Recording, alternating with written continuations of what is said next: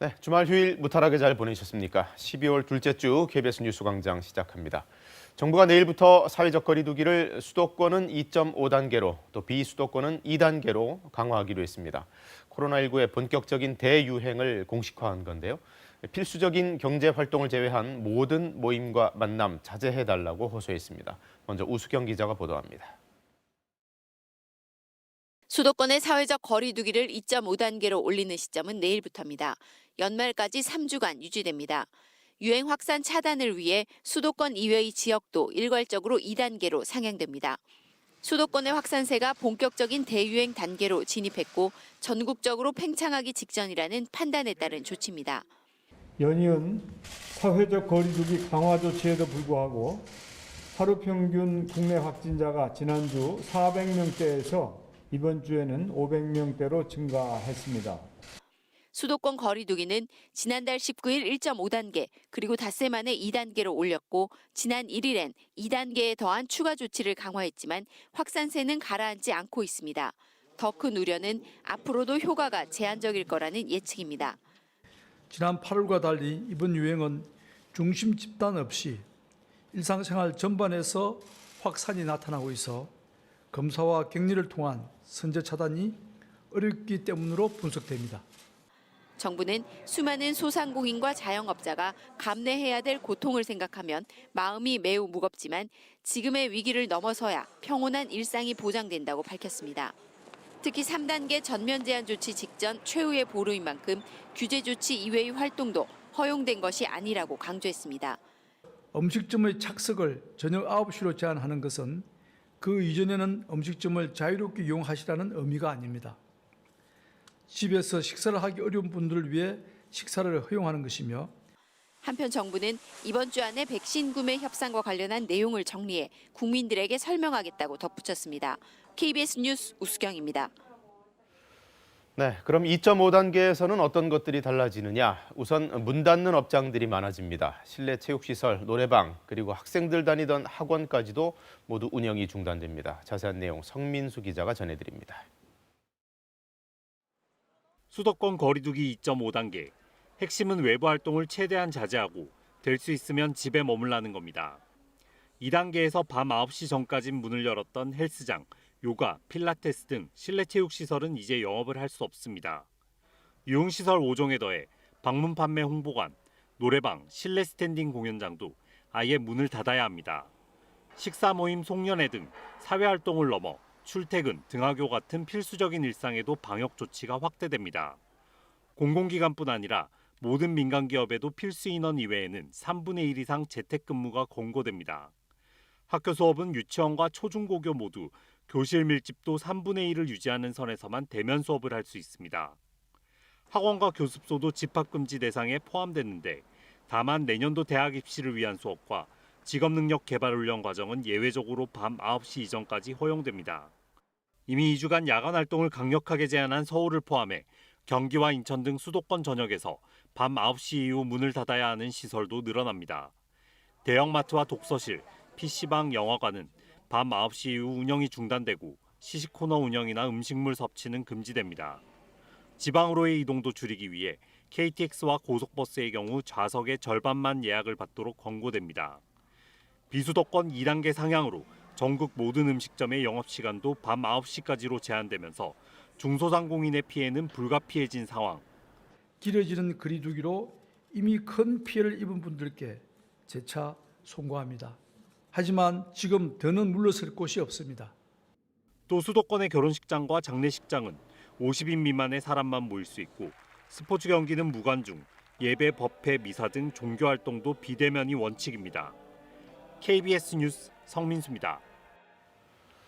울산의 한 요양병원에서는 요양보호사가 코로나19에 걸린 이후 환자와 직원들이 집단 감염돼서 그 요양병원이 통째로 격리되는 이른바 코호트 조치에 들어갔습니다. 또 경남 거제의 한 대형 조선소에서도 확진자가 대거 발생했습니다. 이상준 기자가 보도합니다. 울산 남구의 한 요양병원입니다. 문이 굳게 닫혀 있고 병원 폐쇄를 알리는 안내문이 붙어 있습니다. 지난달 30일까지 이 병원 요양보호사로 일했던 60대 여성이 지난 5일 코로나19 확진 판정을 받은 뒤 환자 16명과 직원 13명 등 38명이 추가 확진됐습니다. 방역 당국은 급히 10층짜리 병원 건물을 소독하고 울산에서는 처음으로 병원 전체를 격리하는 코호트 조치를 취했습니다. 요양병원 전체에 대해 12월 5일 19시부터 코호트 조치를 했고 경찰청, 소방본부 119 구급대가 배치되어 확진자들은 울산대 병원으로 이송된 가운데 아직 중환자는 없는 것으로 알려졌습니다.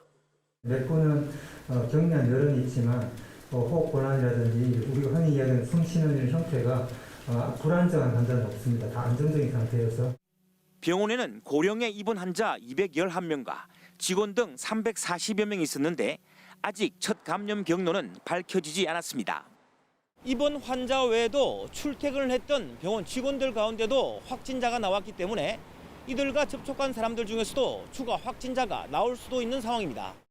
경남 거제의 대형 조선소에서도 확진자가 계속 나오고 있습니다. 지난 4일 가족 간 전파로 40대 조선소 협력업체 근로자가 확진된 뒤 사흘 만에 모두 11명이 추가 확진 판정을 받았습니다. 방역당국은 조선소 직원과 접촉자 등 650여 명을 검사하고 확진자들의 동선을 추적하고 있습니다. KBS 뉴스 이상준입니다. 부산의 확산세도 수그러들 기미가 안 보이고 있습니다. 주말 사이에만 69명이 확진돼 누적 확진자 수는 1,000명을 넘었는데요. 음악실, 교회, 요양병원, 또 지인 모임까지 실내에서의 소규모 감염 사례가 끊이지 않고 있습니다. 이도은 기자입니다. 지난 토요일 29명에 이어 일요일 40명, 지난 주말 69명의 신규 확진자가 나온 부산에서는 누적 확진자 수가 1,000명을 넘어섰습니다. 부산 진구 음악실 경우 확진자가 어제 8명 더 늘어나 관련 누적 확진자 수가 153명입니다. 사상구에서는 교회와 요양병원을 중심으로 소규모 집단 감염 사례가 계속되고 있습니다. 교회 관련 확진자도 3명 더 늘어났고 사상구의 요양병원은 5명이 추가 확진 판정을 받았습니다. 해당 병원은 동일 집단 격리에 들어간 상태입니다. 신라대학교 관련 역시 2명이 추가돼 누적 감염자 수는 11명입니다. 또 8명의 지인 간 소모임에서 5명이 감염되는 등 실내에서 소규모 감염 사례가 끊이지 않고 있습니다. 날씨가 추워지면서 대부분의 공간들이 환기를 충분히 안 하시고 생활을 하기 때문에 가족 간의 감염 위험도 굉장히 높아지고 직장에서의 감염 위험도 굉장히 높아집니다. 이에 따라 부산시는 사회적 거리두기 단계 격상도 검토하고 있습니다. 또 오늘 생활치료센터를 개소해 무증상 또는 경증 환자 120여 명을 수용하겠다고 밝혔습니다. KBS 뉴스 이도은입니다. 세계 각국은 앞다퉈서 백신 사용 승인 움직임을 보이고 있습니다. 영국에 이어서 미국도 이번 주 내에 화이자 백신에 대한 긴급 사용 승인을 내려서 늦어도 다음 주에는 접종을 시작할 걸로 보입니다. 뉴욕 한보경 특파원의 보도입니다. 현지 시간으로 이번 주 목요일인 10일에 미국 FDA의 백신 자문위원회가 화이자 백신의 긴급 사용 승인을 논의합니다. 미국 정부의 백신 개발 초고속 작전팀 최고 책임자는 CNN 방송에 나와 자문위가 열리고 나면 곧바로 FDA가 화이자 백신 사용을 승인할 걸로 예상된다며 빠르면 이번 주말에 화이자 백신 보급이 시작될 거라고 말했습니다. 그러면서 이번 주에 바이든 당선인을 처음으로 만나 백신 공급 계획을 설명할 거라고도 했습니다. And I'm confident that together we will do the best we can to make sure the vaccines are delivered safely and effectively to all Americans. FDA는 다음 주인 17일엔 모더나 백신의 사용 승인 여부를 결정합니다. 미 보건당국이 밝히고 있는 연말까지 공급될 백신 물량은 최대 4천만 회분입니다. 2천만 명 접종량인데 접종 1순위인 미국 내 의료진과 요양원 환자들은 모두 2,400만 명으로 추산됩니다. 연말까지 1순위 접종 대상자들을 다 맞추기는 어렵다는 얘기입니다. 내년 3월까지 2순위 접종 대상인 필수 노동자와 고령자들, 그리고 6월까지 나머지 미국인들에게 접종하는 게 목표입니다. You're going to see more general vaccination, and by the second quarter of next year, we hope to add maybe AstraZeneca, maybe Janssen, J&J, additional vaccines in the January-February timeframe. 이런 가운데 이미 화이자 백신 사용 승인이 난 영국에서는 이번 주 접종이 시작되고 독일에서도 곧 백신 접종이 가능해질 걸로 기대한다고 메르켈 총리가 밝혔습니다. 전 세계 백신 개발 경쟁이 이제 접종 경쟁으로 옮겨붙고 있습니다. 뉴욕에서 KBS 뉴스 한보경입니다. 경기도 여주시의 산란계 농장에서 고병원성 조류 인플루엔자 의심 사례가 확인됐습니다. 조류 인플루엔자 중앙사고수습본부는 어제 해당 농장에서 의심 증상이 발견돼 간이 검사를 한 결과 양성으로 확인돼 현재 정밀 검사를 진행하고 있다고 밝혔습니다. 이 농장은 산란계에 약 19만 3천 마리를 사용 중인 것으로 확인됐습니다. 중수부는 의심 신고가 접수된 즉시 초동 대응팀을 현장에 파견해 해당 농장에 대한 출입 통제와 역학 조사 등을 진행했습니다. 네, 이번 한 주가 윤석열 검찰총장 거취의 분수령이 될 것으로 보입니다. 우선 전국 법관 대표 회의가 오늘 열려서 검찰의 판사 사찰 의혹을 안건으로 올릴 가능성이 있고요. 또 이번 주 후반에는 윤 총장에 대한 징계위원회도 마침내 열립니다. 보도에 김채린 기자입니다. 전국 법관 대표회의는 오늘 오전 10시부터 올해 하반기 정기회의를 온라인에서 진행합니다. 판결문 공개 범위 확대와 법관 근무 평정 개선 등 8개 의안이 상정됐습니다. 이외에도 법관 대표는 회의 현장에서 다른 대표 9명의 동의를 얻어 새로운 안건 상정을 요청할 수 있습니다. 최근 논란이 일고 있는 판사 사찰 의혹 문제가 논의될 가능성이 제기됩니다. 판사들 사이에선 신중론이 우세한 것으로 알려진 가운데 법관 대표들이 조사 요구 등을 의결할 경우 윤석열 검찰총장의 입지가 좁아질 수 있습니다. 오는 10일에는 윤 총장에 대한 법무부의 징계위원회가 열립니다. 법무부는 윤 총장 측 요청에 따라 일정을 2차례 연기한 만큼 더 이상 미룰 순 없다는 입장입니다. 변수는 윤 총장 측이 예고한 징계위원 기피 신청입니다. 윤 총장 측은 당연직 위원인 이용구 법무차관 등을 기피 대상자로 올릴 방침입니다. 기피 신청을 받아들일지는 징계위가 당일 접수해 논의하게 됩니다. 대법원의 경우 지난해 이무재 전 삼성전기 고문의 이혼 소송 재판장에 대한 기피 신청을 인용하면서 법관 기피 허용 범위를 넓혔습니다. 일반인이 보기에 불공정한 재판이 의심되는 객관적 사정이 있다면 실제로는 편파성이 없거나 공정한 재판을 할 수 있어도 법관 기피가 인정될 수 있다는 겁니다.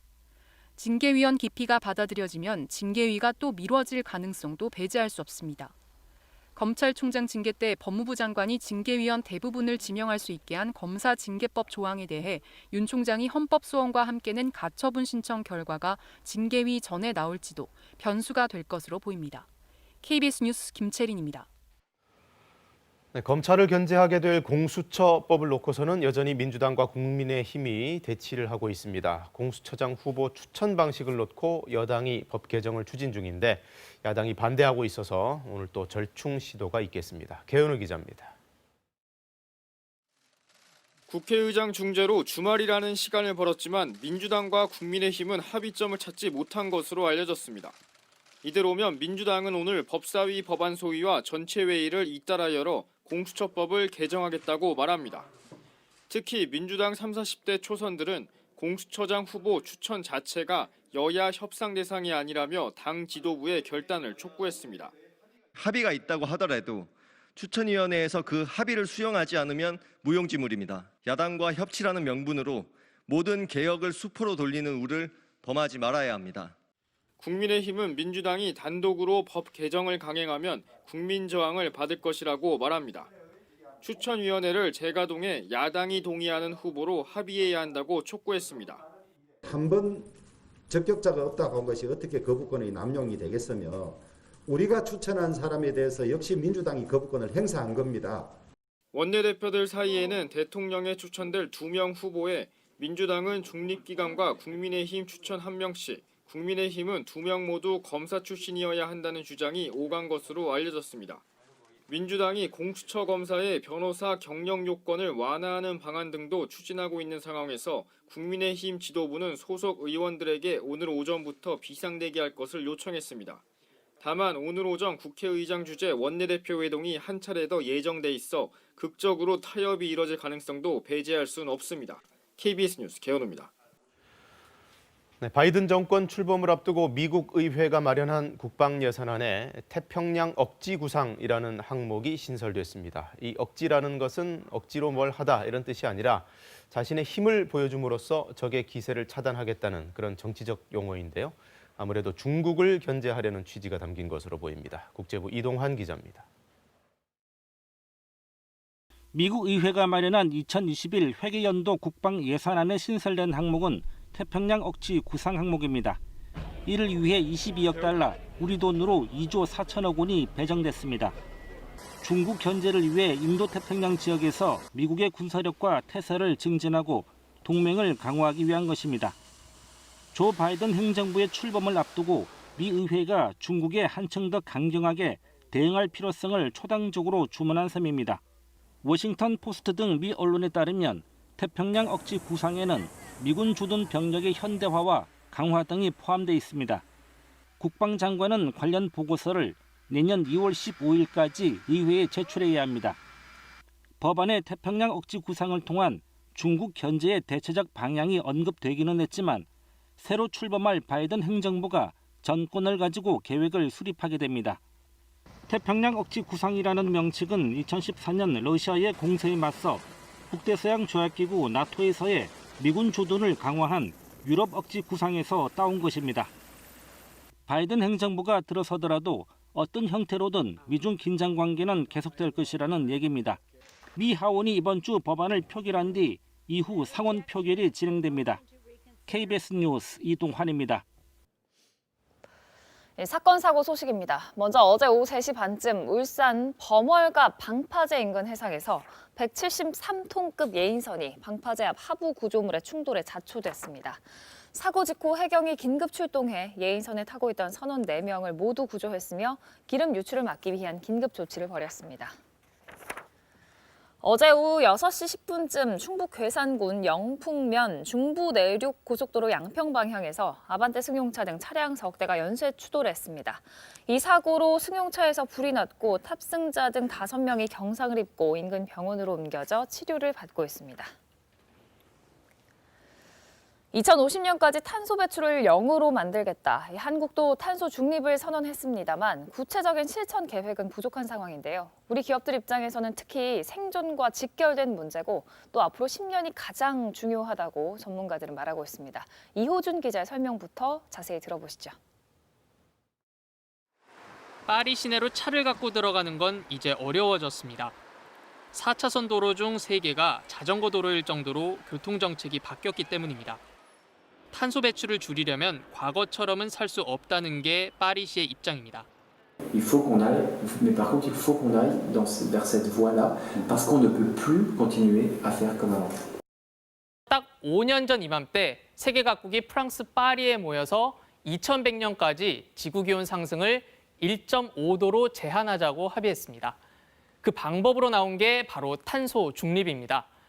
2050년까지는 배출을 줄이든 아니면 흡수해서든 탄소 증가량을 0, 제로로 만들자는 건데요. 이미 선진국 연기금과 다국적 기업 1,200여 곳이 더는 화석연료에 투자하지 않겠다고 선언했습니다. 이것은 세계적인 트렌드입니다. 신규 석탄 투자를 해서 이 석탄 투자가 앞으로 한 10년, 20년, 30년 후에 우리가 제값을 팔고 이 투자에서 나간다?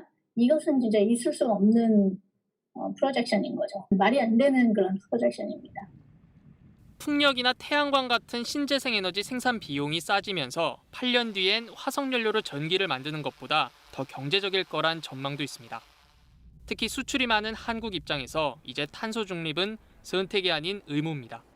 과거에는 이 정도 손해보면 이렇게 할 수 있어 라고 할 수 있는 규제라면 이제는 이만 탄소를 배출을 하게 되면 더 이상 우리가 수출할 수 없어 라는 그런 강력한 규제로 바뀌게 되는 과정이라고 보시면 됩니다.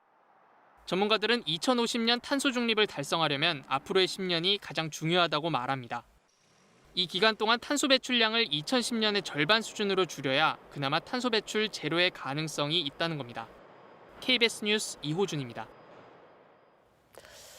하지만 우리가 처한 현실은 탄소 배출 불량 국가라는 겁니다. 주력 산업 대부분이 탄소를 많이 배출하는 것들인 탓도 있고요. 또 노력이 미흡한 이유도 있습니다.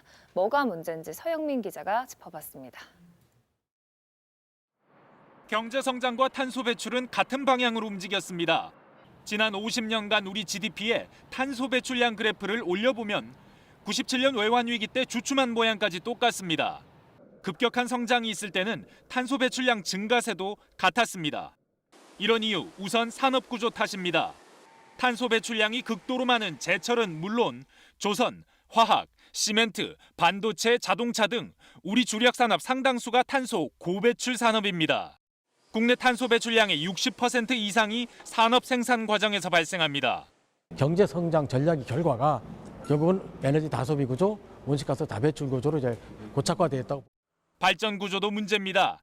현재 각국의 태양광과 풍력 같은 재생에너지 비율은 대부분 두 자릿수인데 우리나라는 2%대에 불과합니다. 중국에도 한참 뒤졌습니다. 반면 온실가스 배출량이 가장 많은 석탄 발전은 늘리고 있습니다. 온실가스를 줄이겠다고 했지만 실제 에너지, 교통, 산업, 건물 정책은 정반대로 갔고요. 석탄 발전소에 대해서는 증설하는. 이러다 보니 우리나라의 온실가스 배출량은 총량으로 세계 7위, 1인당 기준으론 세계 6위입니다. 더 심각한 건 OECD 국가 가운데 온실가스 배출량 증가 속도는 가장 빠르다는 점입니다. 우리가 에너지 효율이 굉장히 낮고 거기에 투자를 하지 않았고 실제 성적표는 거의 효과가 없었다. 탄소 배출 감축을 중시하는 선진국 연기금 등은 발전 구조 문제를 지적하며 한전에 대한 투자까지 제한하고 있을 정도입니다. 특히 이제 한국전력같이 대규모 석탄 투자를 한다든지 이 탄소 배출량을 줄이는데 약간 많이 미온적인 회사들 같은 경우에 두고 평판 리스크에 시달릴 것입니다. 탄소 배출을 줄이려는 노력이 미흡하고 약속도 지키지 않는다는 국제사회의 비판이 커지고 있습니다. KBS 뉴스 서영민입니다. 월요일 아침 출근길 미세먼지가 말썽입니다. 지금 중부지방을 중심으로 초미세먼지 농도 나쁨 단계를 보이고 있는데요. 오늘 중부와 전북 지역에서는 미세먼지 농도 나쁨 단계 예상되고 경기도와 충북 지역은 오전에 매우 나쁨 수준까지 치솟는 곳이 있겠습니다. 남부지방은 오늘 밤에 공기가 점차 탁해지겠습니다. 절기 대설인 오늘 낮부터는 찬바람이 불면서 추워지겠습니다. 내일 아침에는 서울 기온이 영하 4도로 오늘 아침보다 무려 8도가량 기온이 떨어지겠습니다. 오늘 서쪽 지역에는 곳곳에 눈이 날리거나 빗방울이 떨어지는 곳이 있겠고요. 동쪽 지역은 대기가 건조하겠습니다. 지금 충남 서해안 지역에는 산발적으로 눈이 날리는 곳이 있는데요. 오늘 전북 지역과 또 전남 서해안 지역에도 빗방울이 떨어지거나 눈이 날리는 곳이 있겠고요. 제주 산지에는 내일 아침까지 1cm 안팎의 눈이 내려 쌓이겠습니다. 강원 영동 지역에는 건조 경보가 발효 중인데요. 오늘 서해안과 강원 영동 지역에는 바람이 거세게 부는 만큼 화재 예방에 각별히 유의하셔야겠습니다. 현재 기온 살펴보겠습니다. 광주가 0.3도, 대구가 영하 0.4도로 남부지방은 다소 추운 아침입니다. 한낮에는 서울이 5도로 아침 기온과 비슷하겠고요. 찬바람이 불면서 철원이 4도, 대전 7도, 광주와 대구 10도에 머물면서 쌀쌀하겠습니다. 바다의 물결은 동해상에서 최고 3.5m로 거세게 일겠습니다. 당분간 맑은 날씨가 이어지면서 대기는 건조해질 것으로 예상됩니다. 날씨 정보 전해드렸습니다. 네, 코로나19 국내 현황 정리해 보겠습니다. 진단검사가 적은 주말을 끼고 있었는데도 어제 0시 기준 확진자가 600명대로 나왔습니다. 중환자 병상 확보 문제가 특히 다급해졌는데요. 자세한 소식 취재기자 연결해서 알아보겠습니다. 강병수 기자, 먼저 환자 발생 현황부터 정리해 주시죠. 네, 질병관리청 중앙방역대책본부는 어제 0시 기준으로 코로나19 신규 확진자는 631명이라고 밝혔습니다. 이 가운데 국내 발생 신규 확진자는 599명이고 해외 유입 사례는 32명입니다. 국내 발생 환자는 지역별로 서울에서 253명, 경기 176명 등 10명 중 8명 가까이가 수도권에서 확인됐습니다. 특히 평일에 하루 검사 건수가 2만여 건인 것과 비교해 그제는 14,000여 건 수준으로 건수 자체가 적었는데도 국내 발생 환자가 600명 가까이 나온 건 우려할 만합니다. 위중증 환자도 하루 새 4명 늘어 125명으로 나타났고 사망자도 5명 발생했습니다. 네, 수도권 외에도 영남권에서 집단 감염 사례가 많이 나왔네요. 네, 경북과 부산에서는 일가족 확진과 관련한 신규 집단 감염 사례가 잇따라 확인됐는데요. 경북 김천시에서 일가족 4명 등 11명이 확진됐고 경북 포항시에서도 일가족 4명과 동료 등 7명이 잇따라 확진됐습니다. 부산 해운대구에서도 일가족 4명 등 13명이 나흘에 걸쳐 확진 판정을 받았습니다. 경남 김해시 주간보호센터에서도 종사자와 확진자의 가족 등 8명이 추가로 확진됐습니다. 지금 위중증 환자 비중이 높아지는 점, 당국에서는 이 점을 제일 걱정하고 있지 않습니까?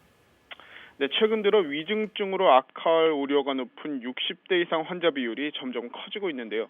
지난 1일 0시 기준 신규 환자 가운데 60대 이상 비율이 18%대였는데 이 비율이 계속 증가하더니 어제 0시 기준으로는 35%까지 늘어났습니다.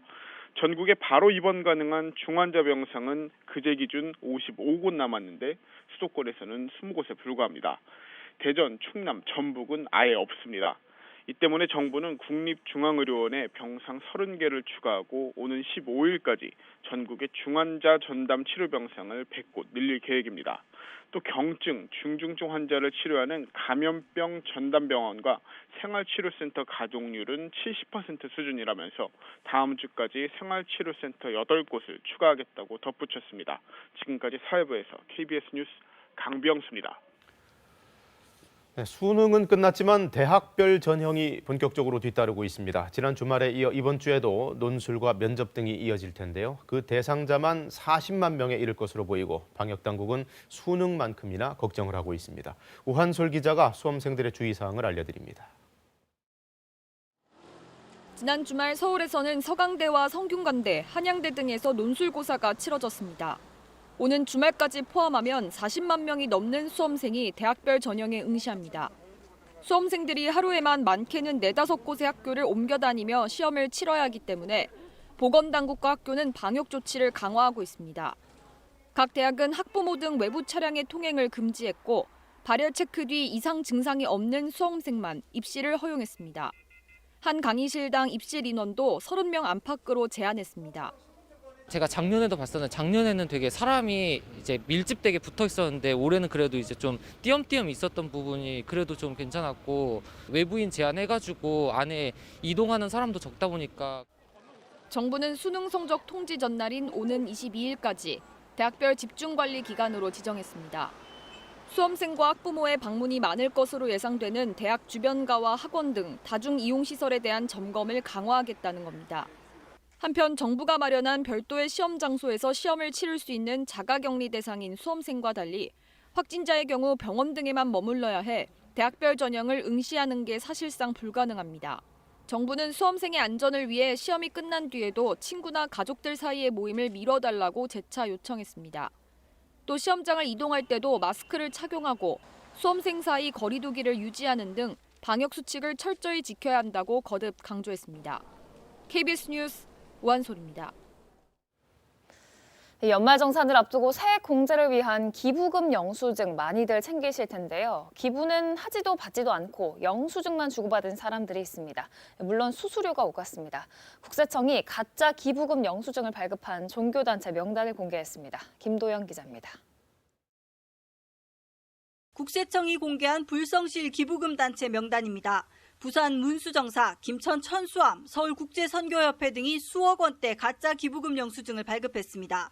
이렇게 이름을 올린 종교단체가 60개에 이릅니다. 한 단체는 수백만 원짜리 기부금 영수증을 수수료를 받고 끊어주다 적발됐습니다. 국세청은 적발된 단체엔 가산세를, 영수증 끊어간 사람들에겐 소득세를 추징했습니다. 해마다 국세청은 이런 단체는 물론 100만 원 이상 기부금 소득공제를 받은 근로자들도 곤란해 조사합니다. 허위로 기부금 영수증을 발급받은 경우에는 50%가 넘는 가산세를 함께 추징받을 수 있습니다.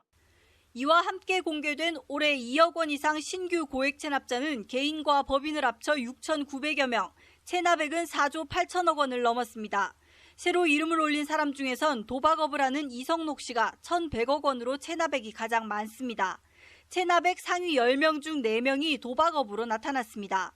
그동안 공개된 고액 체납자 5만 7천여 명의 명단에는 최순영 전 신동아그룹 회장, 주수도 전 제2유개발 대표 등이 여전히 이름을 올리고 있습니다. 또 이른바 선박왕이라 불리는 시도상선의 권혁 회장이 22억을, 전 기아타이거즈 소속의 야구선수 임창용 씨가 3억을 체납해 명단에 포함됐습니다. 하지만 이렇게 신상 공개를 해도 체납세금을 받아내는 데는 한계가 있습니다. 고액 체납자의 평균 징수율은 3% 정도로 일반 체납자 징수율의 10분의 1 수준입니다. 체납자 스스로 자진 납부를 유도하기 위한 간접 징수 수단이고요. 아울러 공개된 체납자의 은닉재산 신고를 유도하고 있습니다. 특히 현행법에는 체납액이 10억 원을 넘더라도 10년이 지나면 세금이 아예 사라지고 공개 대상에서도 빠지게 돼 있어 제도 보완이 필요하다는 지적이 나옵니다. KBS 뉴스 김도영입니다. 농산물 운송 용역 입찰에서 CJ 대한통운과 롯데 글로벌 로지스 등 운송사들이 무려 12년 동안 담합을 해온 걸로 드러났습니다. 조를 나누고 제비뽑기를 하는 등 수법을 바꿔가면서 끈질기게 해오다가 공정거래위원회에 적발됐습니다. 정유진 기자입니다. 김포의 한 농산물 비축기지. 참깨 등 수입 농산물을 화물차에 싣습니다. 한국농수산식품유통공사는 수입한 농산물을 이렇게 비축기지에 보관하면서 수급을 조절합니다. 농산물을 수입하게 되면 각 비축기지에 이제 운송을 하게 됩니다. 이 과정에서 공개 경쟁 입찰을 통해서 하지만 이 경쟁 입찰에서 롯데 글로벌 로지스와 CJ 대한통운 등이 서로 짜고 낙찰 가격을 정해온 것으로 공정위 조사 결과 드러났습니다. 처음 담합이 시작된 건 지난 2006년. 경쟁을 피하기 위해 낙찰 순번을 정하고 각자 써낼 입찰 가격을 공유했습니다. 그런 뒤 낙찰받은 운송 물량은 각 회사가 균등하게 나눴습니다. 하지만 업체 수가 늘어나 관리가 어려워지자 2009년엔 담합 수법을 바꿉니다. 2개로 조를 나눠 번갈아 입찰에 참여하기로 한 겁니다. 2014년에는 담합을 차단하기 위해 가격뿐 아니라 업체의 이행 능력까지 평가하는 적격 심사제가 도입됐지만 소용이 없었습니다. 낙찰받은 물량을 정해진 순번에 따라 배분하는 담합이 계속됐고 제비뽑기까지 동원됐습니다. 이렇게 수법을 바꿔가며 담합이 이뤄진 기간은 무려 12년. 그 결과는 고스란히 공공재정 손실로 이어졌습니다. 입찰 담합을 시작하고 낙찰률이 27% 정도 상승했는데 그만큼 공공기관의 재원이 낭비된 것이라고. 공정위는 이들 업체에 54억 원의 과징금을 부과하고 CJ 대한통운 등 9개 업체는 검찰에 고발하기로 했습니다. KBS 뉴스 정유진입니다. 당장 오늘 자정을 넘기면서부터 시작되는 수도권의 2.5단계 거리두기, 이 젊은 층 감염이 많은 점을 고려해서 3단계에 해당하는 학원을 이번 집합 금지 대상에 포함하는 등 예외도 있고 또 헷갈리는 부분도 있는데요. 방역당국 설명으로 자세히 들어보시죠. 학원에 대해서는 현재 젊은 청장년층 중심의 감염 확산이 계속 커지고 있는 점을 고려해서 이 감염의 위험성이 크다라고 하는 전문가들과 이 질병관리청 등의 의견을 반영해서 이번 수도권에 대해서는 학원을 전체적으로 집합금지시키는 것입니다. 학원을 전부 집합금지를 시키지만 현재 입시관계가 있어서 2021학년도 대학 입시를 위한 교습에 대해서는 제한적으로 허용을 하는 바입니다.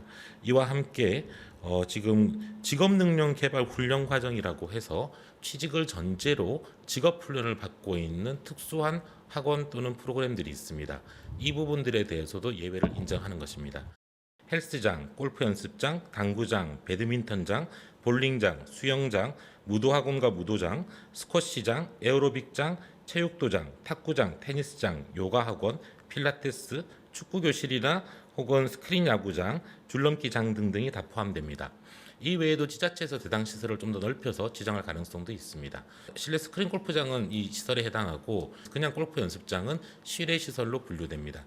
신랑 신부를 포함한 하객 수로 49인까지를 기준으로 합니다. 다만 결혼식장을 운영하는 업체의 직원들은 계속적인 변동이 있는 관계로 제외됩니다. 50인 이상 모임 금지에 있어서는 49인까지 공간이 분리된 곳에서는 모임이 가능하다는 뜻을 가지고 있습니다. 결혼식의 경우 그 분산된 공간을 분리시켜서 49인까지 제대로 할 수 있도록 되어 있습니다.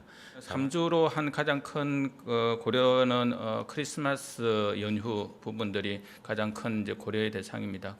2주가 조치가 끝난 다음에 1주 후에 또 크리스마스 연휴가 다가오기 때문에 저희가 3주까지는 일단 안정적으로 좀 관리를 할 필요가 있다라고 그렇게 판단을 했습니다. 3단계까지 가지 않도록 하기 위해서 일제 상향 조정을 하였습니다. 그런 어떤 상황 분석을 보면서 3단계의 어떤 격상 여부는 3주 이내라도 가능합니다. 하지만은 그러한 사태가 오지 않기를 최대한 막아내는 것이 또 정부의 기본적인 입장이다라는 것을 말씀을 드립니다. 코로나19 관련 국제 소식 전해드립니다. 스위스 연방정부가 코로나19 대유행 속에서 이번 시즌 스키장 운영을 강행하기로 했는데요. 이런 가운데 다보스와 생모리츠 등 유명 겨울 휴양지들이 자리한 스위스 지역 당국이 주민을 대상으로 대규모 코로나19 검사를 진행하기로 했습니다. 알프스 최고 휴양지이자 동계 스포츠 중심지로 꼽히는 스위스 남동부 그라우빈덴 당국이 주민들을 대상으로 대규모 코로나19 검사를 진행한다고 현지 언론이 보도했습니다. 그라우빈덴은 매년 세계 경제 포럼이 열리는 다보스와 두 번의 동계올림픽이 개최된 생모리츠 등이 있는 지역으로 스위스에서 이러한 대규모 검사를 시행하는 건 그라우빈덴이 처음인데요. 이에 대해 지역 당국 관계자는 코로나19 확산을 억제하고 성탄절 휴가 시즌 스키 관광객을 맞이하기 위해 대규모 검사를 진행하기로 했다며 오는 11일 국경과 접한 휴양지부터 먼저 검사를 실시한다고 설명했습니다. 앞서 스위스 연방정부는 전날 독일과 이탈리아 등 주변국의 폐쇄 요구에도 불구하고 국내 관광산업과 지역 주민의 생계를 고려해 크리스마스와 연말 연휴 성수기에도 스키장을 계속 개방하겠다고 발표한 바 있습니다.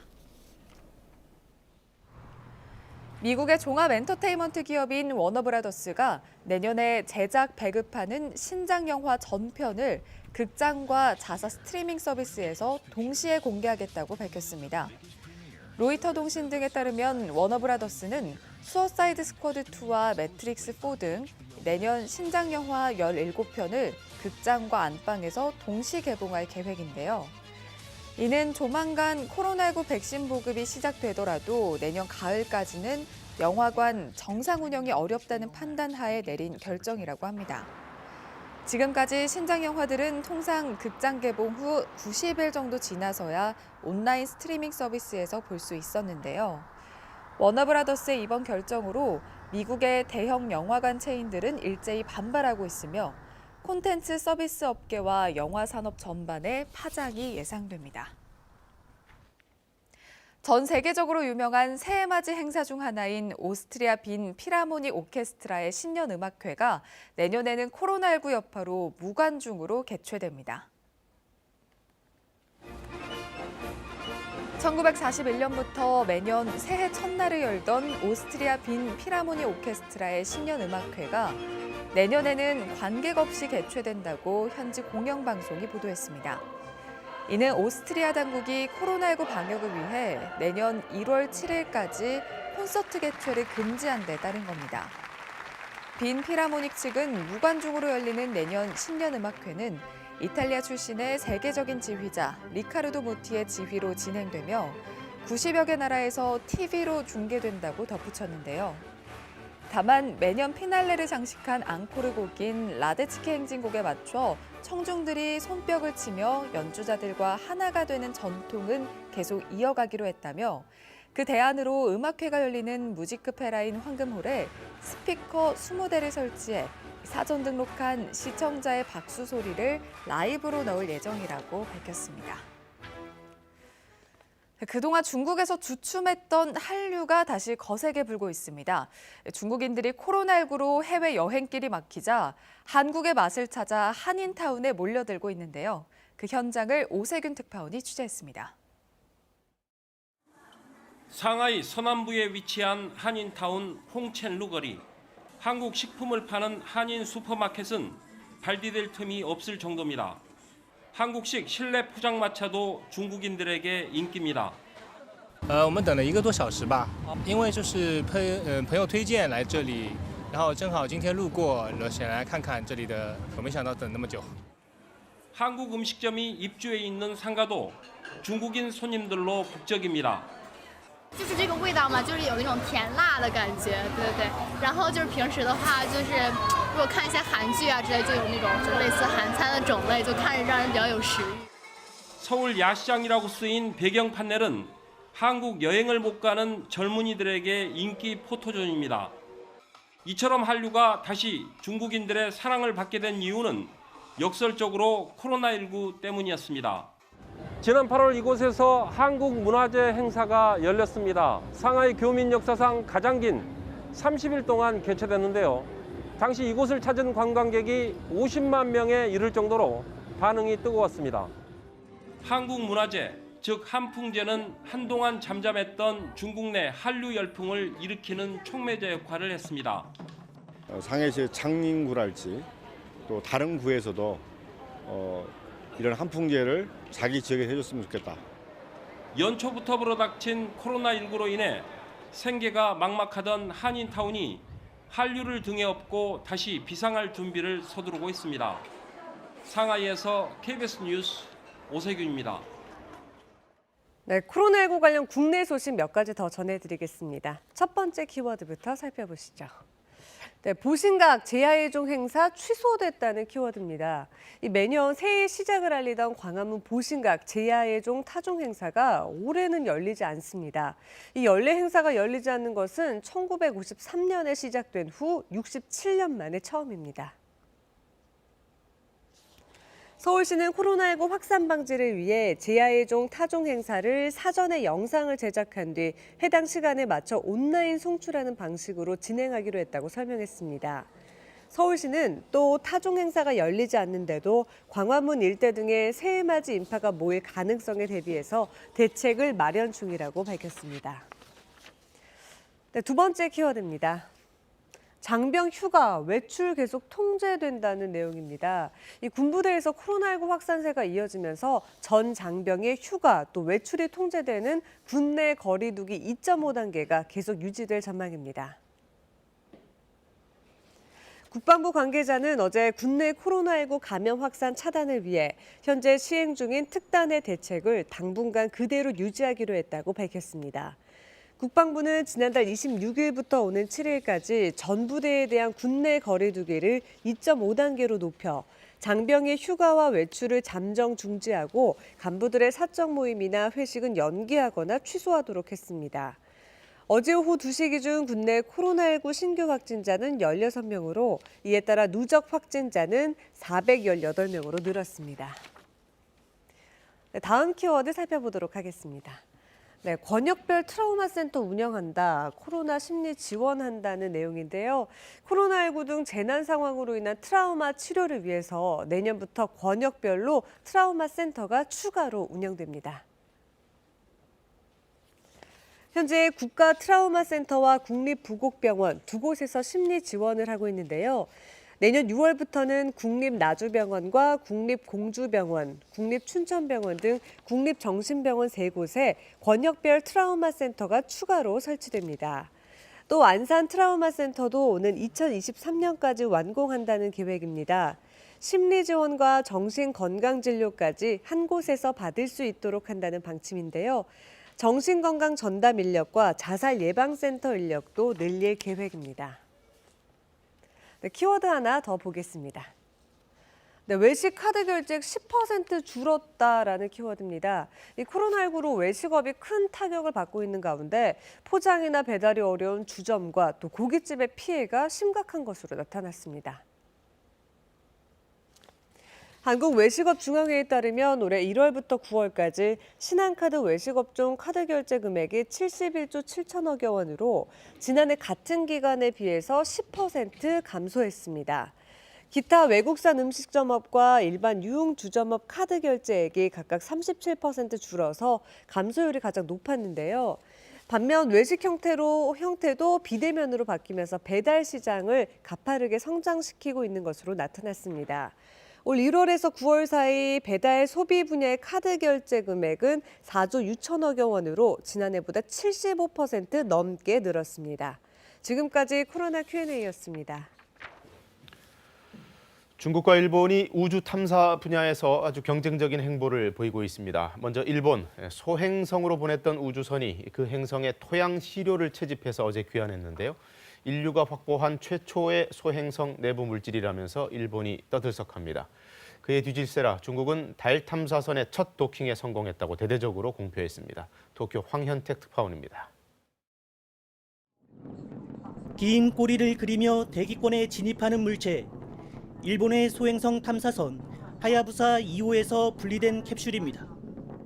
지구에 안착한 캡슐은 호주 남부 사막지대에서 회수됐습니다. 美しい体験突入でしたね。はい、我々も感動してます。 하야부사 2호가 지구를 떠난 건 2014년 말. 이후 지난해 7월 3억 4천만 킬로미터 떨어진 소행성 뉴구의 지표면 아래 토양 0.1g을 채취했습니다. 소행성 내부 물질을 지구에 가져온 건 이번이 처음으로 태양계 생성과 진화 연구의 소중한 자료로 평가받고 있습니다. 캡슐의 탐사선 분리, 지구 안착을 실시간 지켜본 일본인들은 환호했습니다. 綺麗に輝いていたので、とても興奮しました。本当に感慨深いです。としか言いようがない。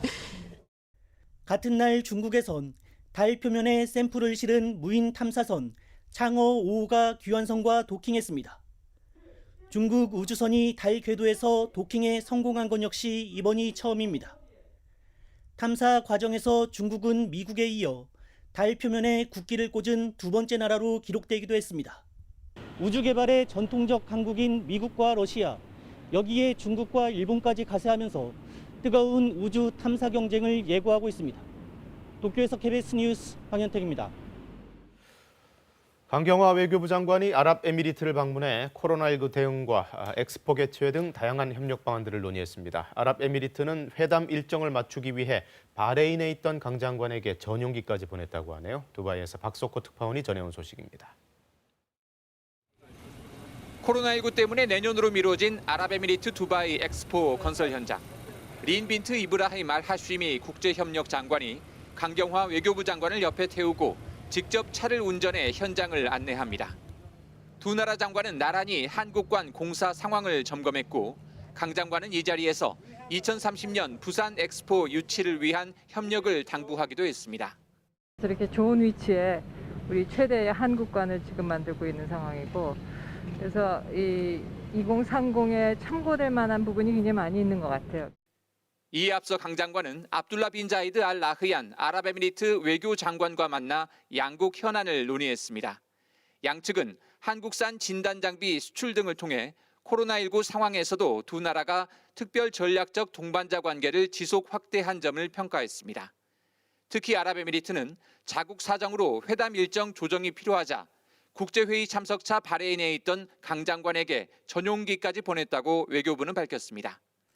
한국과 아랍에미리트 간 문화 교류에 크게 기여한 누라 알카비 문화청소년부 장관에게는 대한민국 수교 훈장 광화장이 수여됐습니다. Allow me to say it in Korean. 감사합니다. 아름다운 눈해결 함께 해요. 강 장관의 이번 아랍에미리트 방문은 미국 행정부 교체 이후 급변할 수 있는 중동 정세에 능동적으로 대응하기 위한 사전 행보로도 풀이됩니다. 두바이에서 KBS 뉴스 박석호입니다. 네, 기후변화 때문에 우리나라를 비롯한 동북아시아의 폭염과 가뭄이 잦아지고 있습니다. 국내외 연구진이 이 몽골과 중국에서 260년 이상 된 나무들의 나이테를 조사해봤더니 이런 기후변화가 돌이킬 수 없는 지경까지 왔다는 증거가 담겨 있었습니다. 이정훈 기상 전문 기자가 설명드립니다. 날씨 소식입니다. 폭염과 함께 여름 가뭄이 한 달 이상 지속되고 있습니다. 그해 8월 하순까지 이어진 전례 없는 폭염과 가뭄. 당시 원인은 이른바 열적 고기압 때문으로 분석됐습니다. 몽골과 중국 북부가 뜨겁게 달궈지며 만들어진 열적 고기압이 한반도를 뒤덮은 겁니다. 왜 이런 현상이 생긴 걸까? 전남대 연구진을 비롯한 국내외 학자들이 해답을 찾기 위해 몽골과 중국 북부의 나무들 가운데 260년 이상 된 나무 수십 그루의 나이테를 분석했습니다. 해마다 기상 환경에 따라 두께가 달라지는 나이테의 특성을 이용해 여름철 폭염 일수와 토양 수분의 변화를 복원해낸 겁니다. 그 결과 200여 년간 완만하게 늘어나던 폭염 일수가 최근 20년 사이 급증한 것으로 나타났습니다. 반면 토양 수분은 지난 20년 동안 오히려 크게 줄었습니다. 폭염하고 가물어지는 게 같이 오는 이 정도 크기로 같이 발생하는 게 과거에는 한 번도 없거든요. 문제는 이 둘이 서로를 강화시킨다는 겁니다. 이른바 되먹임 작용입니다. 땅이 메마르면 지표의 열이 공기를 더 잘 가열하고 이때 만들어진 열적 고기압이 날씨를 맑게 해 다시 지면을 가물게 하는 악순환이 반복되는 겁니다. 이게 저희가 보기에는 어떤 기후변화, 급격한 기후변화가 어떤 돌아오지 못할 한계점을 넘은 정도로 진행된 게 아닌가. 이들 지역의 기후변화는 2016년 사례처럼 한반도 기후에도 영향을 줄 수 있습니다. 연구진은 이 열적 고기압이 폭염뿐만 아니라 예측하기 어려운 극한 기상을 초래할 수 있다고 경고했습니다. KBS 뉴스 이정리입니다. 네, 해마다 석가탄신일에 열리는 연등회, 유네스코 인류무형유산 등재가 확실시된다는 소식도 전해드렸었는데요. 이 연등을 만드는 사람들, 정성으로 천년의 전통을 이어가는 이들을 선재희 기자가 만나고 왔습니다. 지혜와 자비의 등불로 세상을 밝히는 연등회. 이 성대한 축제의 주인공은 단연 연꽃등입니다. 그 연한 분홍빛은 오랜 기다림 끝에 얻어지는 인고의 산물입니다. 이제 한 보름 정도를 계속 주물러면서 그 물을 빼는 거예요. 그래서 또 헹궈내고 또 헹궈내고 이렇게 해서 탁다시피 할 정도로. 아기 손바닥만한 크기로 자른 한지에 홍화 꽃물을 들이고 다시 맑은 물에 씻어 말립니다. 살 잡는다는 것은 이제 주름을 잡는다는 뜻이고요. 한 15장 정도 이렇게 해서 올려서 이렇게 감으면은 주름살이 되고. 함 들어가는 날 함잡이가 드는 초롱등도 연등회에서 유래됐습니다. 염색하고 햇볕에 말린 뒤 모양을 잡아 풀칠을 합니다. 쉬운 것 같아 보이지만 한지를 조금만 더 접거나 덜 접어도 등이 삐뚤어집니다. 조바심은 금물입니다. 무심한 마음으로 그냥 급하게 해야 된다는 생각도 떠나고 그냥 아무 생각 없는 그런 마음 속에서 그냥 이거를 하다 보면은 마음도 편안해지고. 20대 때부터 만들기 시작해 어느새 40년째 접어든 연등 만들기. 그 전통을 잇기 위해 모인 중년의 제자들도 한 땀 한 땀 정성을 다합니다. 시간도 잘 모르고 내가 몇 개 했다 이런 감각이 없어지고 이 안에 쫙 들어가요. 종교에 상관없이 이건 우리 전통 문화니까 누구나 다 참여하면서 문화 전통을 계승을 해나가야지. 천년 세월과 감성이 녹아든 연등. 종교를 떠나 세계인의 문화유산으로 재평가되고 있습니다. KBS 뉴스 선재입니다. SF 소설에 구미호가 등장했습니다. 그 밖에도 한국 문화가 많이 나오는데요. 작가는 한국계 미국인 이윤하 씨. 전 세계 찬사를 받는 이 책이 3부작으로 드디어 완관됐습니다. 새로 나온 책 김석 기자가 소개합니다. 세계 각지의 독자들이 너도나도 열변을 토하며 소개하는 바로 이 책. 구미호를 뜻하는 특별한 제목에 작가는 한국계 미국인 이윤하. SF계의 노벨 문학상으로 불리는 휴고상에 3년 연속 최종 후보로 오르는 기염을 토한 화제의 3부작이 드디어 완간됐습니다. 한국 설화에서 모티브를 따온 구미호 장군이 등장하고 양념한 양배추절임, 즉 김치에 고사리 무침을 즐기는 식성까지 한국 문화라는 시줄의 수학이라는 날줄로 엮어낸 놀랍고도 장대한 우주 대서사시입니다. 입시는 전쟁, 세금은 폭탄, 일본은 악당. 인지언어학의 창시자 조지 레이코프가 사람을 죽일 수도 있다고 경고한 바로 그 은유의 실제 사례를 한국 사회의 다양한 현실 속에서 찾아내 분석합니다. 우리의 사고는 물론 삶까지 지배하는 은유의 의미와 기능을 이해하고 나면 우리의 눈과 귀를 가리는 온갖 프레임들의 실상이 보입니다. 눈송이처럼 너에게 가고 싶다. 머뭇거리지 말고 서성대지 말고 숨기지 말고 그냥 내 하얀 생애 속에 뛰어들어 따스한 겨울이 되고 싶다. 천년 백설이 되고 싶다. 힘있고 단단한 언어, 시간이 지날수록 오롯이 스며드는 문정희 시인의 깊은 시어들이 손글씨 예술가 강병인의 글씨와 만났습니다. 인쇄된 활자에선 느낄 수 없는 시적 감흥이 정성을 다해 써내려간 글씨 속에서 잔잔한 울림으로 다가옵니다. KBS 뉴스 김석입니다. 월요일 아침 출근길 미세먼지를 주의하셔야겠습니다. 지금 중부지방은 공기가 탁한 곳이 많은데요. 남부지방도 밤 사이에는 미세먼지 농도 나쁨 수준을 보이는 곳이 있겠습니다. 절기 대설인 오늘 낮부터는 찬바람이 불어오면서 기온이 떨어지겠습니다. 내일 아침에는 서울 기온 영하 4도로 오늘 아침보다 8도가량 기온이 낮아지겠습니다. 오늘 서쪽 지역에는 곳곳에 눈이 내리는 곳이 있겠고요. 동쪽 지역은 대기가 여전히 건조하겠습니다. 전북 지역과 전남 서해안 지역, 또 영남 서부 내륙 지역을 중심으로는 오늘 오후부터 빗방울이 떨어지거나 눈발이 날리는 곳이 있겠고요. 강원 영동 지역은 대기가 건조한 가운데 바람까지 강하게 불겠습니다. 날씨 정보 전해드렸습니다. 네, 사회적 거리두기 결국 2.5단계까지 왔습니다. 수도권에서 내일부터 적용이 됩니다. 나머지 지역도 2단계로 일괄적으로 올라가는데요. 필수적인 경제활동 빼고는 모든 만남, 모든 모임 자제해달라는 게 정부의 요청입니다. 먼저 우수경 기자가 보도합니다. 수도권의 사회적 거리두기를 2.5단계로 올리는 시점은 내일부터입니다. 연말까지 3주간 유지됩니다. 유행 확산 차단을 위해 수도권 이외의 지역도 일괄적으로 2단계로 상향됩니다. 수도권의 확산세가 본격적인 대유행 단계로 진입했고 전국적으로 팽창하기 직전이라는 판단에 따른 조치입니다. 연이은 사회적 거리두기 강화 조치에도 불구하고 하루 평균 국내 확진자가 지난주 400명대에서 이번 주에는 500명대로 증가했습니다. 수도권 거리두기는 지난달 19일 1.5단계 그리고 닷새 만에 2단계로 올렸고 지난 1일엔 2단계에 더한 추가 조치를 강화했지만 확산세는 가라앉지 않고 있습니다. 더 큰 우려는 앞으로도 효과가 제한적일 거라는 예측입니다. 지난 8월과 달리 이번 유행은 중심 집단 없이 일상생활 전반에서 확산이 나타나고 있어 검사와 격리를 통한 선제 차단이 어렵기 때문으로 분석됩니다. 정부는 수많은 소상공인과 자영업자가 감내해야 될 고통을 생각하면 마음이 매우 무겁지만 지금의 위기를 넘어서야 평온한 일상이 보장된다고 밝혔습니다. 특히 3단계 전면 제한 조치 직전 최후의 보루인 만큼 규제 조치 이외의 활동도 허용된 것이 아니라고 강조했습니다.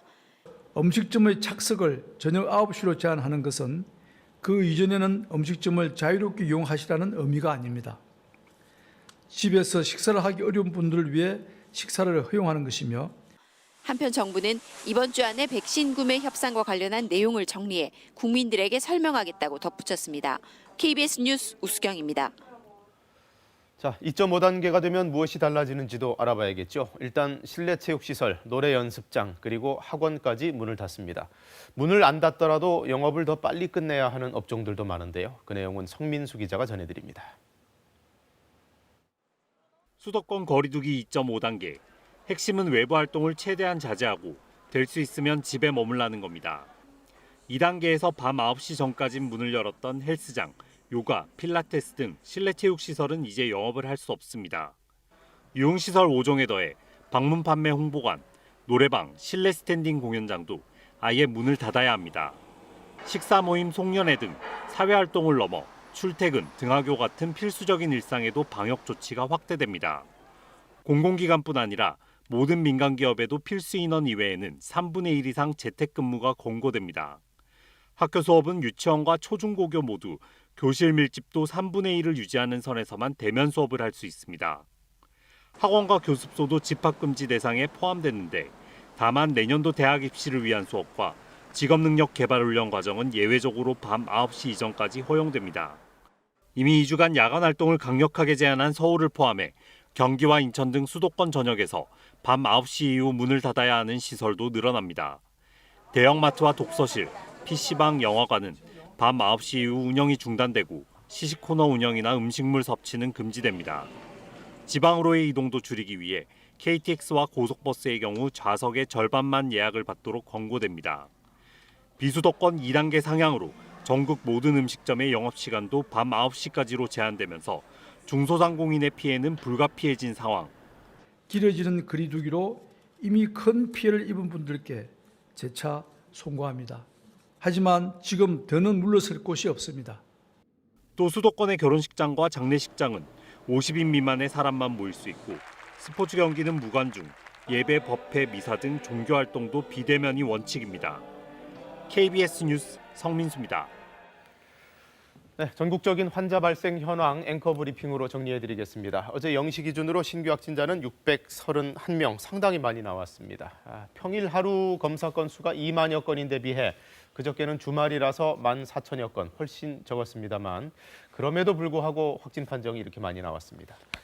국내 발생만 따로 떼어놓고 봐도 600명에 아주 근접한 수치인데요. 서울이 253명, 경기도가 176명 등 10명 가운데 8명꼴로는 수도권에서 발생했습니다. 특히 이 경기도는 코로나19 최초 발생 이후 역대 최다 1일 확진 기록입니다.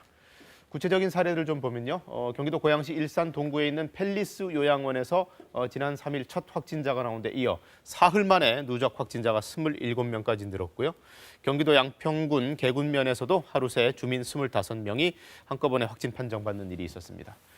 서울은 지난 2일부터 나흘 연속 하루 200명을 넘어서고 있는데요. 종로구 파고다 타운과 또 동작구 사우나 관련해서 각각 76명, 22명 이렇게 집단 감염이 발생해 있습니다.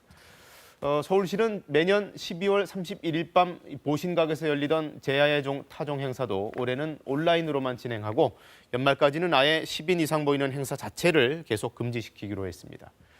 코로나19 확산세가 좀처럼 진정되지 않는 가운데 전국에 바로 입원 가능한 중환자 병상은 그저께 기준으로 55곳, 수도권은 20곳에 불과합니다. 현재 서울과 경기의 중환자 병상 가동률은 90% 중반대까지 올라와 있는데요. 정부는 의료체계 붕괴 가능성이 있다며 특단의 조치가 필요하다고 강조했습니다. 울산 같은 경우에는 한 요양병원 전체가 격리되는 일도 발생했습니다. 처음에 한 요양보호사가 확진 판정을 받았던 그 병원에서 뒤이어 환자와 직원 등 모두 38명이 감염된 건데요. 이른바 코호트 격리 조치가 내려졌습니다. 또 경남 거제의 대형 조선소에서도 확진자가 발생해서 긴장이 높아졌습니다. 이상준 기자가 보도합니다. 울산 남구의 한 요양병원입니다. 문이 굳게 닫혀 있고 병원 폐쇄를 알리는 안내문이 붙어 있습니다. 지난달 30일까지 이 병원 요양보호사로 일했던 60대 여성이 지난 5일 코로나19 확진 판정을 받은 뒤 환자 16명과 직원 13명 등 38명이 추가 확진됐습니다. 방역당국은 급히 10층짜리 병원 건물을 소독하고 울산에서는 처음으로 병원 전체를 격리하는 코호트 조치를 취했습니다. 요양병원 전체에 대해 12월 5일 19시부터 코호트 조치를 했고 경찰청, 소방본부 119 대각 배치되어 확진자들은 울산대 병원으로 이송된 가운데 아직 중환자는 없는 것으로 알려졌습니다. 몇 분은 경미한 열은 있지만 호흡 곤란이라든지 우리가 흔히 이야기하는 숨 쉬는 이런 형태가 불안정한 환자는 없습니다. 다 안정적인 상태여서. 병원에는 고령의 입원 환자 211명과 직원 등 340여 명이 있었는데 아직 첫 감염 경로는 밝혀지지 않았습니다. 입원 환자 외에도 출퇴근을 했던 병원 직원들 가운데도 확진자가 나왔기 때문에 이들과 접촉한 사람들 중에서도 추가 확진자가 나올 수도 있는 상황입니다. 경남 거제의 대형 조선소에서도 확진자가 계속 나오고 있습니다. 지난 4일 가족 간 전파로 40대 조선소 협력업체 근로자가 확진된 뒤 사흘 만에 모두 11명이 추가 확진 판정을 받았습니다. 방역당국은 조선소 직원과 접촉자 등 650여 명을 검사하고 확진자들의 동선을 추적하고 있습니다. KBS 뉴스 이상준입니다. 부산의 확산세도 수그러들 기미가 보이지 않고 있습니다. 주말 사이에만 69명이 확진됐는데요. 음악실, 교회, 요양병원, 또 지인 모임까지 실내에서의 소규모 감염 사례가 끊임없이 나오는 중입니다. 이도은 기자의 보도입니다.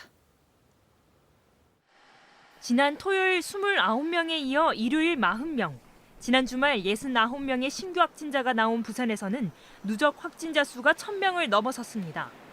부산 진구 음악실 경우 확진자가 어제 8명 더 늘어나 관련 누적 확진자 수가 153명입니다. 사상구에서는 교회와 요양병원을 중심으로 소규모 집단 감염 사례가 계속되고 있습니다.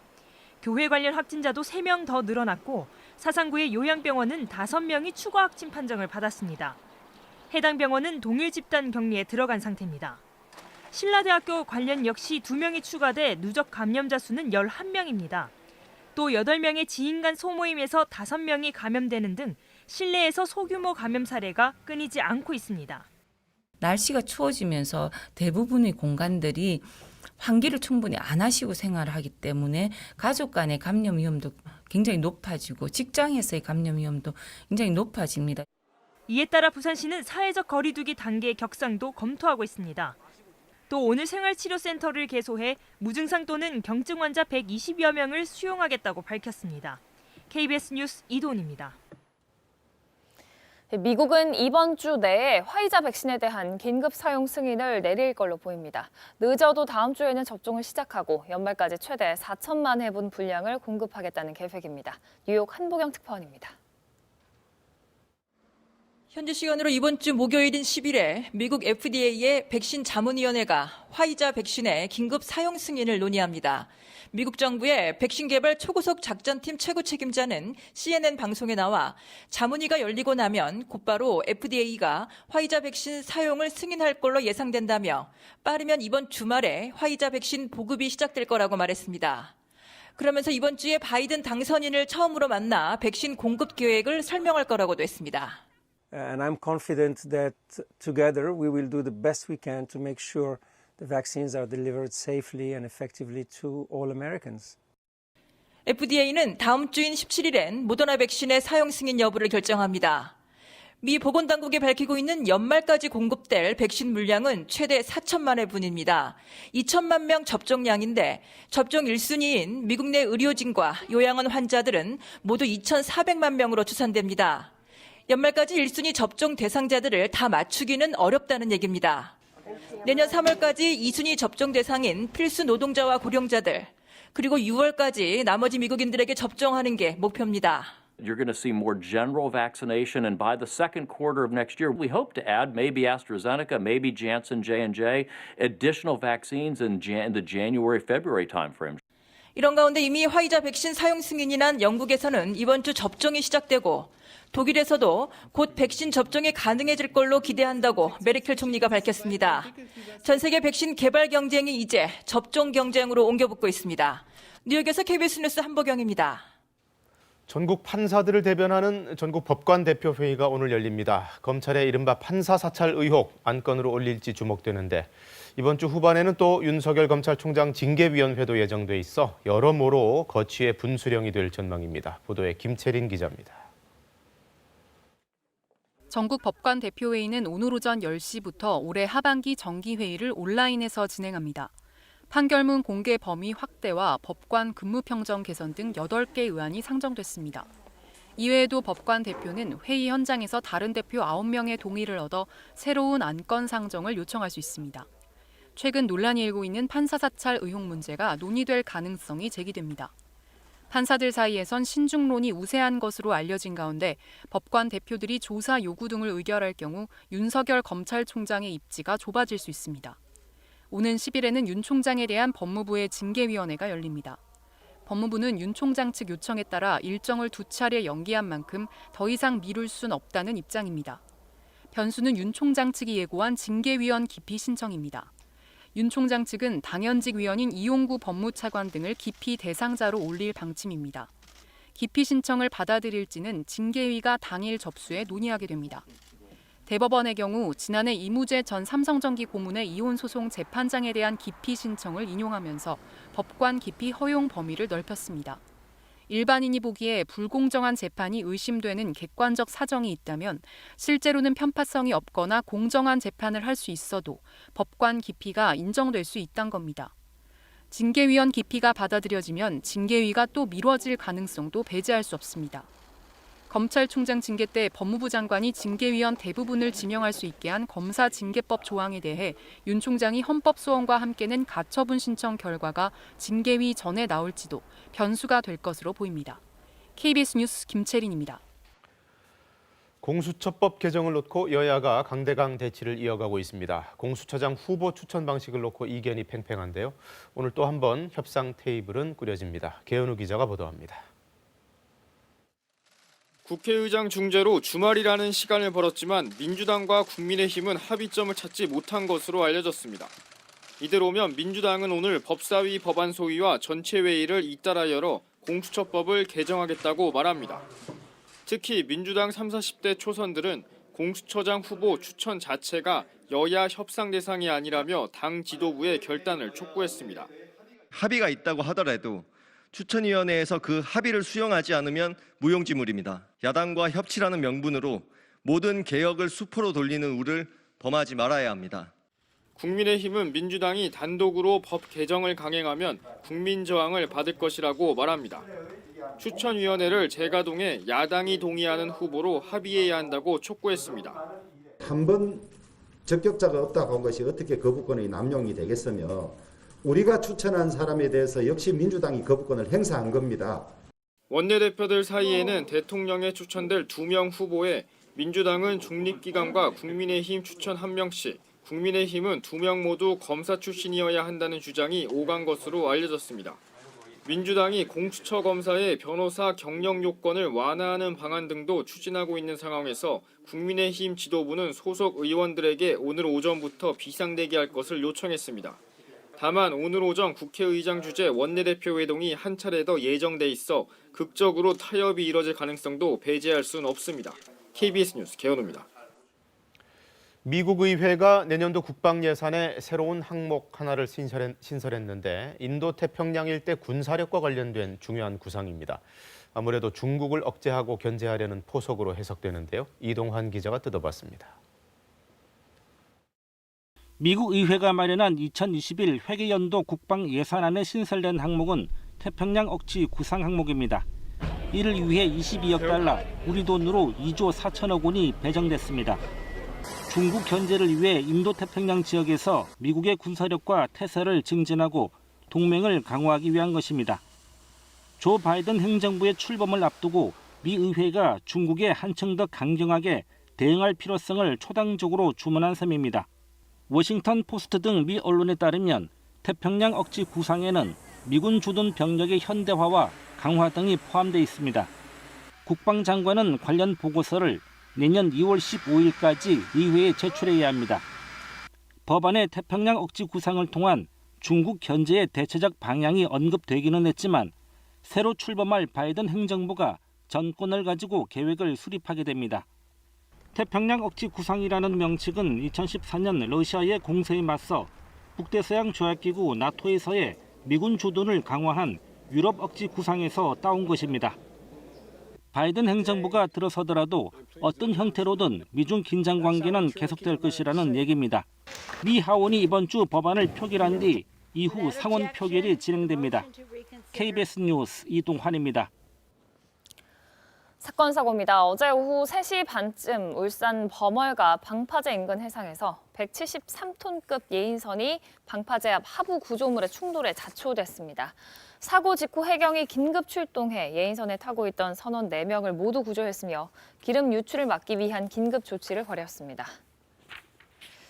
어제 오후 6시 10분쯤 충북 괴산군 연풍면 중부내륙고속도로 양평 방향에서 승용차 등 차량 석 대가 연쇄 추돌했습니다. 이 사고로 승용차에서 불이 났고 탑승자 등 5명이 경상을 입고 인근 병원으로 옮겨져 치료를 받고 있습니다. 오늘 새벽 0시쯤 충남 예산군 고덕면에서 소 4마리가 축사를 탈출해 인근 2차선 도로에 나타나 경찰과 소방당국이 출동하는 소동이 빚어졌습니다. 이로 인한 차량 사고나 인명피해는 없었고 운전자 신고를 받고 출동한 경찰과 소방의 인계로 4마리 모두 탈출한 축사로 옮겨졌습니다. 기후 위기에 대한 대응 이제는 선택이 아닌 생존의 문제입니다. 우리도 2050년까지 탄소 배출을 0으로 만들겠다는 탄소 중립을 선언했습니다만 구체성은 떨어진다는 평가인데요. 탄소 중립 왜 중요하고 또 왜 지금 당장 시작해야 하는지 이호준 기자가 자세히 설명합니다. 파리 시내로 차를 갖고 들어가는 건 이제 어려워졌습니다. 4차선 도로 중 3개가 자전거 도로일 정도로 교통정책이 바뀌었기 때문입니다. 탄소 배출을 줄이려면 과거처럼은 살 수 없다는 게 파리시의 입장입니다. Il faut qu'on aille, mais par contre il faut qu'on aille vers cette voie-là parce qu'on ne peut plus continuer à faire comme avant. 딱 5년 전 이맘때 세계 각국이 프랑스 파리에 모여서 2100년까지 지구 기온 상승을 1.5도로 제한하자고 합의했습니다. 그 방법으로 나온 게 바로 탄소 중립입니다. 2050년까지는 배출을 줄이든 아니면 흡수해서든 탄소 증가량을 0, 제로로 만들자는 건데요. 이미 선진국 연기금과 다국적 기업 1,200여 곳이 더는 화석연료에 투자하지 않겠다고 선언했습니다. 이것은 세계적인 트렌드입니다. 신규 석탄 투자를 해서 이 석탄 투자가 앞으로 한 10년, 20년, 30년 후에 우리가 제값을 팔고 이 투자에서 나간다? 이것은 진짜 있을 수 없는 프로젝션인 거죠. 말이 안 되는 그런 프로젝션입니다. 풍력이나 태양광 같은 신재생 에너지 생산 비용이 싸지면서 8년 뒤엔 화석연료로 전기를 만드는 것보다 더 경제적일 거란 전망도 있습니다. 특히 수출이 많은 한국 입장에서 이제 탄소 중립은 선택이 아닌 의무입니다. 과거에는 이 정도 손해보면 이렇게 할 수 있어 라고 할 수 있는 규제라면 이제는 이만 탄소를 배출을 하게 되면 더 이상 우리가 수출을 할 수 없어 라는 그런 강력한 규제로 바뀌게 되는 과정이라고 보시면 됩니다. 전문가들은 2050년 탄소 중립을 달성하려면 앞으로의 10년이 가장 중요하다고 말합니다. 이 기간 동안 탄소 배출량을 2010년의 절반 수준으로 줄여야 그나마 탄소 배출 제로의 가능성이 있다는 겁니다. KBS 뉴스 이호준입니다. 이 현실은 어떨까요? 한국의 온실가스 배출량 세계 7위입니다. 석탄 발전도 계속해서 늘리고 있는 상황입니다. 탄소 배출 불량 국가다. 일각에선 이렇게도 얘기를 하죠. 뭐가 문제인지 서영민 기자가 짚어봤습니다. 경제 성장과 탄소 배출은 같은 방향으로 움직였습니다. 지난 50년간 우리 GDP의 탄소 배출량 그래프를 올려보면 97년 외환위기 때 주춤한 모양까지 똑같습니다. 급격한 성장이 있을 때는 탄소 배출량 증가세도 같았습니다. 이런 이유 우선 산업 구조 탓입니다. 탄소 배출량이 극도로 많은 제철은 물론 조선, 화학, 시멘트, 반도체, 자동차 등 우리 주력 산업 상당수가 탄소 고배출 산업입니다. 국내 탄소 배출량의 60% 이상이 산업 생산 과정에서 발생합니다. 경제 성장 전략의 결과가 결국은 에너지 다소비 구조, 온실가스 다배출 구조로 이제 고착화되었다고. 발전 구조도 문제입니다. 현재 각국의 태양광과 풍력 같은 재생에너지 비율은 대부분 두 자릿수인데 우리나라는 2%대에 불과합니다. 중국에도 한참 뒤졌습니다. 반면 온실가스 배출량이 가장 많은 석탄 발전은 늘리고 있습니다. 온실가스를 줄이겠다고 했지만 실제 에너지, 교통, 산업, 건물 정책은 정반대로 갔고요. 석탄 발전소에 대해서는 증설하는 이러다 보니 우리나라의 온실가스 배출량은 총량으로 세계 7위, 1인당 기준으론 세계 6위입니다. 더 심각한 건 OECD 국가 가운데 온실가스 배출량 증가 속도는 가장 빠르다는 점입니다. 우리가 에너지 효율이 굉장히 낮고 거기에 투자를 하지 않았고 실제 성적표는 거의 효과가 없었다. 탄소 배출 감축을 중시하는 선진국 연기금 등은 발전 구조 문제를 지적하며 한전에 대한 투자까지 제한하고 있을 정도입니다. 특히 이제 한국전력같이 대규모 석탄 투자를 한다든지 이 탄소 배출량을 줄이는데 약간 많이 미온적인 회사들 같은 경우에 두고 평판 리스크에 시달릴 것입니다. 탄소 배출을 줄이려는 노력이 미흡하고 약속도 지키지 않는다는 국제사회의 비판이 커지고 있습니다. KBS 뉴스 서영민입니다. 지금 중부지방은 미세먼지 농도 나쁨 단계를 보이고 있는데요. 오전에 경기도와 충북 지역에서는 미세먼지 농도가 매우 나쁨 수준까지 치솟는 곳이 있겠습니다. 남부지방도 밤 사이에 공기가 탁해질 것으로 예상됩니다.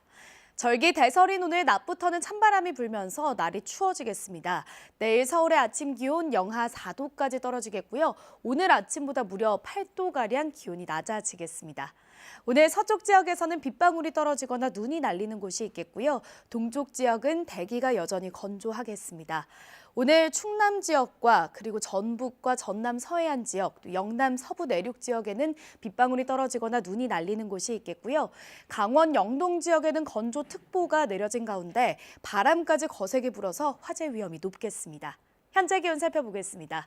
어제 아침보다 1도에서 3도가량 기온이 높습니다. 서울이 4도, 청주 1.8도, 대구는 영하 1.7도 가리키고 있는데요.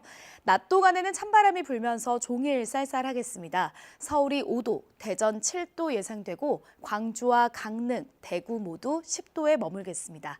바다의 물결은 동해 먼바다에서 최고 3.5m까지 거세게 일겠습니다.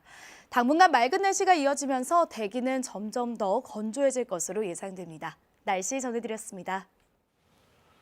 수능이라는 큰 산을 넘었지만 여전히 대학별 전형이라는 고비가 남아 있습니다. 학생들에게 중요한 관문이지만 방역당국 입장에서도 그렇습니다. 수험생 40만 명이 이 학교 저 학교를 옮겨 다니면서 논술과 면접을 치러야 하기 때문에 방역 관리가 또 한 번 비상입니다. 보도에 우한솔 기자입니다. 지난 주말 서울에서는 서강대와 성균관대, 한양대 등에서 논술고사가 치러졌습니다. 오는 주말까지 포함하면 40만 명이 넘는 수험생이 대학별 전형에 응시합니다. 수험생들이 하루에만 많게는 4-5곳의 학교를 옮겨 다니며 시험을 치러야 하기 때문에 보건당국과 학교는 방역 조치를 강화하고 있습니다. 각 대학은 학부모 등 외부 차량의 통행을 금지했고 발열 체크 뒤 이상 증상이 없는 수험생만 입시를 허용했습니다. 한 강의실당 입실 인원도 30명 안팎으로 제한했습니다. 제가 작년에도 봤었는데 작년에는 되게 사람이 이제 밀집되게 붙어 있었는데 올해는 그래도 이제 좀 띄엄띄엄 있었던 부분이 그래도 좀 괜찮았고 외부인 제한해가지고 안에 이동하는 사람도 적다 보니까. 정부는 수능 성적 통지 전날인 오는 22일까지 대학별 집중관리 기간으로 지정했습니다. 수험생과 학부모의 방문이 많을 것으로 예상되는 대학 주변가와 학원 등 다중이용시설에 대한 점검을 강화하겠다는 겁니다.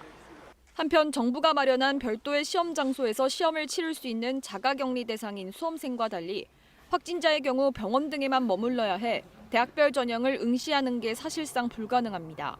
정부는 수험생의 안전을 위해 시험이 끝난 뒤에도 친구나 가족들 사이의 모임을 미뤄달라고 재차 요청했습니다. 또 시험장을 이동할 때도 마스크를 착용하고 수험생 사이 거리 두기를 유지하는 등 방역 수칙을 철저히 지켜야 한다고 거듭 강조했습니다. KBS 뉴스 우한솔입니다. 네, 중국에서 한류 불씨가 다시 살아나고 있다고 합니다. 한동안 한한령 때문에 분위기가 얼어붙었다가 요즘 들어서 조금 풀리는 분위기고 거기에 더해서 이 코로나19로 해외 여행길이 막히자 중국 현지의 한인타운 맛집에 본토 사람들이 몰리고 있다는데요. 상하이 지국 오세균 특파원이 취재했습니다. 상하이 서남부에 위치한 한인타운 홍첸루 거리. 한국 식품을 파는 한인 슈퍼마켓은 발 디딜 틈이 없을 정도입니다. 한국식 실내 포장마차도 중국인들에게 인기입니다. 我们等了1个多小时吧，因为就是朋友推荐来这里，然后正好今天路过，想来看看这里的，我没想到等那么久。 한국 음식점이 입주해 있는 상가도 중국인 손님들로 북적입니다. 就是这个味道嘛，就是有那种甜辣的感觉，对对对。然后就是平时的话，就是如果看一些韩剧啊之类，就有那种就类似韩餐的种类，就看着让人比较有食欲。 서울 야시장이라고 쓰인 배경 판넬은 한국 여행을 못 가는 젊은이들에게 인기 포토존입니다. 이처럼 한류가 다시 중국인들의 사랑을 받게 된 이유는 역설적으로 코로나19 때문이었습니다. 지난 8월 이곳에서 한국문화재 행사가 열렸습니다. 상하이 교민 역사상 가장 긴 30일 동안 개최됐는데요. 당시 이곳을 찾은 관광객이 50만 명에 이를 정도로 반응이 뜨거웠습니다. 한국문화재, 즉 한풍제는 한동안 잠잠했던 중국 내 한류 열풍을 일으키는 촉매제 역할을 했습니다. 상해시 창寧구랄지 또 다른 구에서도 이런 한풍제를 자기 지역에 해줬으면 좋겠다. 연초부터 불어닥친 코로나19로 인해 생계가 막막하던 한인타운이 한류를 등에 업고 다시 비상할 준비를 서두르고 있습니다. 상하이에서 KBS 뉴스 오세균입니다. 중동에 가 있는 강경화 외교부 장관이 아랍에미리트로부터 상당히 극진한 대접을 받은 것으로 전해졌습니다. 바레인에 머물던 강 장관을 데려오기 위해 아랍에미리트가 전용기까지 보냈다고 하는데요. 그만큼 한국과의 관계 상당히 중시하는 기조가 엿보였습니다. 코로나19 공조 방안 등에 대한 협의가 있었다는데 박석호 특파원이 두바이에서 보도합니다. 코로나19 때문에 내년으로 미뤄진 아랍에미리트 두바이 엑스포 건설 현장. 린 빈트 이브라힘 알 하쉬미 국제협력 장관이 강경화 외교부 장관을 옆에 태우고 직접 차를 운전해 현장을 안내합니다. 두 나라 장관은 나란히 한국관 공사 상황을 점검했고 강 장관은 이 자리에서 2030년 부산 엑스포 유치를 위한 협력을 당부하기도 했습니다. 이렇게 좋은 위치에 우리 최대의 한국관을 지금 만들고 있는 상황이고 그래서 이 2030에 참고될 만한 부분이 굉장히 많이 있는 것 같아요. 이에 앞서 강 장관은 압둘라 빈 자이드 알 나흐얀 아랍에미리트 외교장관과 만나 양국 현안을 논의했습니다. 양측은 한국산 진단장비 수출 등을 통해 코로나19 상황에서도 두 나라가 특별 전략적 동반자 관계를 지속 확대한 점을 평가했습니다. 특히 아랍에미리트는 자국 사정으로 회담 일정 조정이 필요하자 국제회의 참석차 바레인에 있던 강 장관에게 전용기까지 보냈다고 외교부는 밝혔습니다. 한국과 아랍에미리트 간 문화 교류에 크게 기여한 누라 알카비 문화청소년부 장관에게는 대한민국 수교 훈장 광화장이 수여됐습니다. Allow me to say it in Korean. 감사합니다. 아름다운 전획을 함께해요.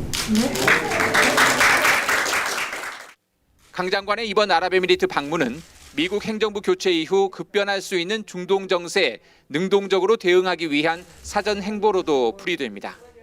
두바이에서 KBS 뉴스 박석호입니다. 이 세액 공제 대상인 기부금, 이 기부를 실제로는 하지도 받지도 않고 영수증만 주고받은 사람들이 있습니다. 물론 이 거래에는 돈이 오갔습니다. 국세청이 고액 체납자 명단과 함께 가짜 기부금 영수증을 발급한 종교단체 명단을 공개했습니다. 김도영 기자입니다. 국세청이 공개한 불성실 기부금 단체 명단입니다. 부산 문수정사, 김천 천수암, 서울국제선교협회 등이 수억 원대 가짜 기부금 영수증을 발급했습니다. 이렇게 이름을 올린 종교단체가 60개에 이릅니다. 한 단체는 수백만 원짜리 기부금 영수증을 수수료를 받고 끊어주다 적발됐습니다. 국세청은 적발된 단체엔 가산세를, 영수증 끊어간 사람들에겐 소득세를 추징했습니다. 해마다 국세청은 이런 단체는 물론 100만 원 이상 기부금 소득공제를 받은 근로자들도 곤란해 조사합니다. 허위로 기부금 영수증을 발급받은 경우에는 50%가 넘는 가산세를 함께 추징받을 수 있습니다. 이와 함께 공개된 올해 2억 원 이상 신규 고액 체납자는 개인과 법인을 합쳐 6,900여 명, 체납액은 4조 8천억 원을 넘었습니다. 새로 이름을 올린 사람 중에선 도박업을 하는 이성록 씨가 1,100억 원으로 체납액이 가장 많습니다.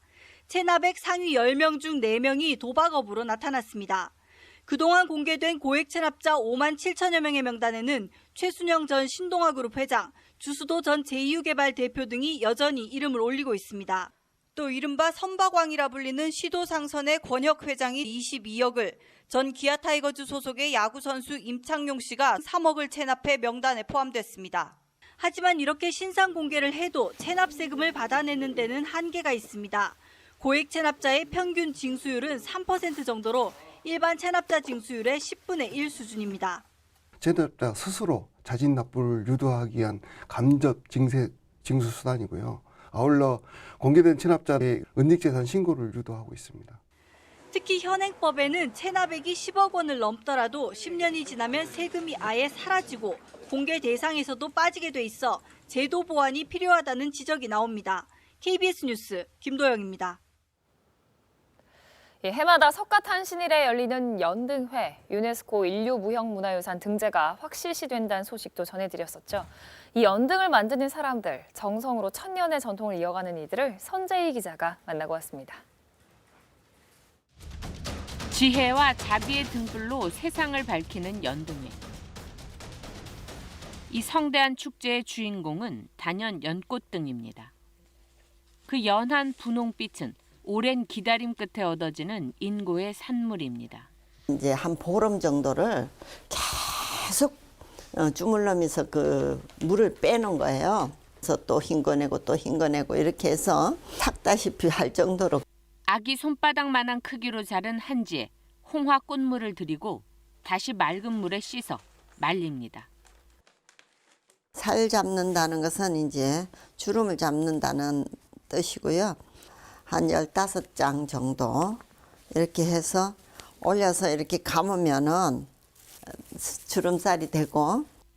함 들어가는 날 함잡이가 드는 초롱등도 연등회에서 유래됐습니다.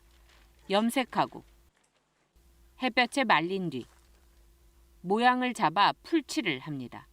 쉬운 것 같아 보이지만 한지를 조금만 더 접거나 덜 접어도 등이 삐뚤어집니다. 조바심은 금물입니다.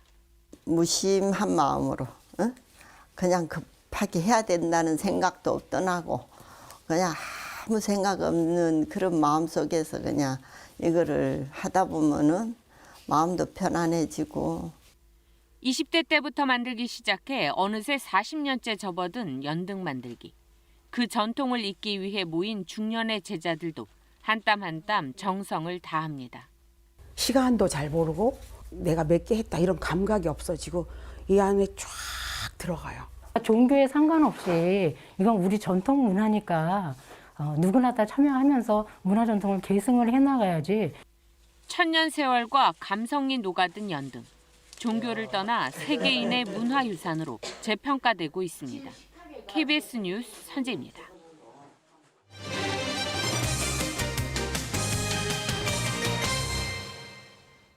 거리두기가 강화되고 있지만 일선 행정기관에서는 요즘 민원인이 줄지 않아서 방역 지침을 지키는데 애를 먹고 있습니다.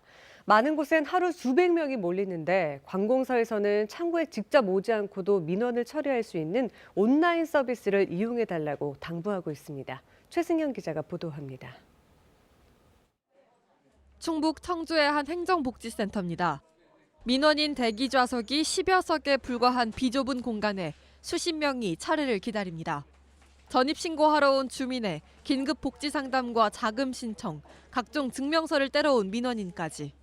이 행정복지센터에만 하루 최대 400여 명이 다녀가 거리두기 등 방역에 비상이 걸렸습니다. 나이 어르신분들이 많이 오시고 또 그러니까는 그런 코로나 같은 게 더 걱정돼서 또 여기 주민센터 분들께서 그런 거에 대해서는 좀 더 확인을 해주셔야 될 것 같아요. 상황이 이렇자 민원인을 분산시키기 위해 공무원들이 직접 현장으로 나섰습니다. 수백 세대 신규 입주가 한창인 아파트 단지에는 찾아가는 민원 창구를 마련해 전입신고를 받고 있습니다. 전입신고, 등 초본 발급 등은 인터넷으로도 처리할 수 있다며 온라인 민원 서비스를 안내하는 전화 창구도 마련했습니다. 온라인으로 전신고 하실 때 어려워하시는 분들이 많으셔가지고 직접 인터넷으로 하시면서 전화를 주시면은 저희가 상담을 해드리는 운영 창구도 따로 여기 사무실 내에서 운영을 하고 있어요. 방역당국은 감염 확산을 막기 위해 공공시설 방문을 삼가달라고 강조했습니다. 또 정부24 포털과 각 시군 홈페이지, 대법원 전자가족관계 등록 시스템 등 온라인 민원 서비스를 활용해달라고 요청합니다. KBS 뉴스 최승현입니다. 정부는 그린 뉴딜 정책으로 국내 태양광 보급률이 세계 9위 수준으로 올라섰다면서 태양광 설비의 70% 정도가 국산이라고 밝혔는데요. 그런데 어찌된 일인지 국내 태양광 설비 산업은 오히려 흔들리고 있습니다. 왜 그런 건지 김윤혜 기자가 취재했습니다. 햇빛 에너지를 전기 에너지로 바꾸는 태양전지, 셀입니다. 태양광 발전의 핵심 부품으로 여러 개의 셀들을 하나의 판에 이어 붙인 게 태양광 모듈입니다.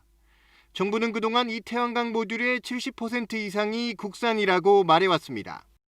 태양광 모듈 시장은 현재 78%를 우리 국산이 차지하고 있고요. 그래서 과연 그럴까? 100% 국산 기자재로 만들겠다고 한 충남 당진의 태양광 단지. 최종 공급 내역을 살펴봤습니다. 모듈은 국내 업체가 만들었지만 그 안의 셀은 중국산입니다. 수입한 셀을 국내에서 조립만 한 겁니다. 국내 창출 부가가치가 제품의 85%를 넘어야 국산으로 인정되는데 모듈에서 중국산 셀이 차지하는 원가 비중이 절반 이상이어서 대외무역법상 국산이 아닙니다. 국산이라고 할 수 없는 것을 국산으로 발표한 것은 잘못이라고 생각을 합니다. 국내 태양광 산업을 지키기 위해서라도 정확한 통계 조사가 필요합니다. 값싼 중국산 셀이 국내 태양광 시장을 잠식하면서 국산 셀 점유율도 급격히 떨어지고 있습니다. 심지어 정부 말대로 중국산 셀을 쓴 모듈을 국산으로 친다 해도 이마저도 점유율이 하락하고 있고 그 빈자리는 어김없이 중국산이 차지했습니다. 정부는 탄소 인증제를 통해 국산 사용을 유도하고 있지만 역부족입니다. 국산보다 10%에서 30% 싸게 주는 것과 동시에 국산을 쓰지 않음으로써 발생되는 그 손해 부분도 다 메꿔주겠다라고 가격 조건을 제시하면서 다시 국산 제품의 점유율은 낮아질 수가 있습니다. 산업통상자원부는 뒤늦게 태양광 모듈의 부가가치를 알 수 없어 제조국 기준으로 발표한 것이라며 국산이 아니라 국내 제조 모듈이 정확한 표현이라고 해명했습니다. KBS 뉴스 김유대입니다. 충남 서해안에서는 겨울바다의 꽃으로 불리는 굴 수확이 본격적으로 시작됐습니다. 특히 올해에는 여름에 비가 많이 내리면서 굴의 맛과 향이 더 좋아졌다고 합니다. 유진환 기자의 보도입니다. 이른 아침 바닷물이 빠져나간 태안반도 갯벌. 드넓은 굴밭이 모습을 드러냅니다. 축구장 150개 크기의 국내 최대 굴 양식장입니다. 경운기를 타고 20여 분. 끝없이 펼쳐진 굴밭에는 잘 익은 굴이 지주마다 주렁주렁 매달려 있습니다. 어민들은 제철을 맞은 굴 수확에 쉴 새 없이 분주합니다. 끝이 노란 뿔이 있는 굴은 마치 꽃이 핀 것처럼 보여 돌에 핀 꽃, 석화로도 불립니다. 그래서 겨울바다의 꽃이란 별칭이 붙었습니다. 뿌리 돋은 건 지금 굴이 아직 크고 있다는 거거든요. 그래서 2년 만에도 수확을 하는데 3년 만에도 수확을 해요. 3년은 조금 굴이 뿌리 없으면서 조금 커요. 굴 양식 어민들은 김장철을 맞은 요즘이 가장 바쁩니다. 지난해와 비슷한 하루 1톤가량의 굴을 수확하고 있는데 1kg에 17,000원 선에 거래되고 있습니다. 특히 올여름에 유독 많은 비가 내려 유기물 공급이 늘어나면서 굴의 맛과 향 크기 모두 일품입니다. 살이 덜 찼었는데 올해는 여름철에 비가 많이 오고 해가지고 살이 많이 차고 식감이 더 좋아졌습니다. 겨울철 대표적 별미로 꼽히는 굴 수확은 봄이 찾아오는 내년 3월까지 계속됩니다. KBS 뉴스 유진환입니다. 구미호 설화를 비롯한 한국적인 소재를 녹여낸 독창적인 작품 세계로 찬사를 받는 한국계 미국인 SF 작가의 3부작 소설이 드디어 완관됐습니다. 또 따뜻한 시와 아름다운 글씨가 어울린 특별한 시집도 독자를 찾아옵니다. 새로 나온 책 김석 기자가 소개해드립니다. 세계 각지의 독자들이 너도나도 열변을 토하며 소개하는 바로 이 책. 구미호를 뜻하는 특별한 제목에 작가는 한국계 미국인 이윤하. SF계의 노벨문학상으로 불리는 휴고상에 3년 연속 최종 후보로 오르는 기염을 토한 화제의 3부작이 드디어 완간됐습니다. 한국 설화에서 모티브를 따온 구미호 장군이 등장하고 양념한 양배추절임, 즉 김치에 고사리 무침을 즐기는 식성까지 한국 문화라는 시줄의 수학이라는 날줄로 엮어낸 놀랍고도 장대한 우주 대서사시입니다. 입시는 전쟁, 세금은 폭탄, 일본은 악당. 인지언어학의 창시자 조지 레이코프가 사람을 죽일 수도 있다고 경고한 바로 그 은유의 실제 사례를 한국 사회의 다양한 현실 속에서 찾아내 분석합니다. 우리의 사고는 물론 삶까지 지배하는 은유의 의미와 기능을 이해하고 나면 우리의 눈과 귀를 가리는 온갖 프레임들의 실상이 보입니다. 눈송이처럼 너에게 가고 싶다. 머뭇거리지 말고 서성대지 말고 숨기지 말고 그냥 내 하얀 생애 속에 뛰어들어 따스한 겨울이 되고 싶다. 천년 백설이 되고 싶다. 힘있고 단단한 언어. 시간이 지날수록 오롯이 스며드는 문정희 시인의 깊은 시어들이 손글씨 예술가 강병인의 글씨와 만났습니다. 인쇄된 활자에선 느낄 수 없는 시적 감흥이 정성을 다해 써내려간 글씨 속에서 잔잔한 울림으로 다가옵니다. KBS 뉴스 김석입니다. 이 시각 출근길 교통 상황 알아보겠습니다. 서울경찰청입니다. 월요일 출근길 교통정보입니다. 눈이 많이 온다는 절기상 대설인 오늘은 기상청 예보가 눈비 소식이 있다는 예보가 있습니다. 오늘 우산 챙기시고요. 오늘도 안전한 출근길 오르시기 바랍니다. 미세먼지 영향으로 가시거리 좋지 못한데요. 가양대교가 북단에서 가양 사거리 방면으로 정체입니다. 강변북로나 올림픽대로 모두 강동쪽으로 방화대교와 동작대교 구간 밀리는 상황이고 경부고속도로 달래내고개부터 반포 쪽으로 서울 쪽 진입에 불편이 많습니다. 통일로는 홍은동에서 서대문 방면으로 평소 월요일에 비해 덜 막히는 상황이고 남부 순환도로 낙성대 까치고개에서 사당 방면으로 교통량이 빠르게 늘고 있습니다.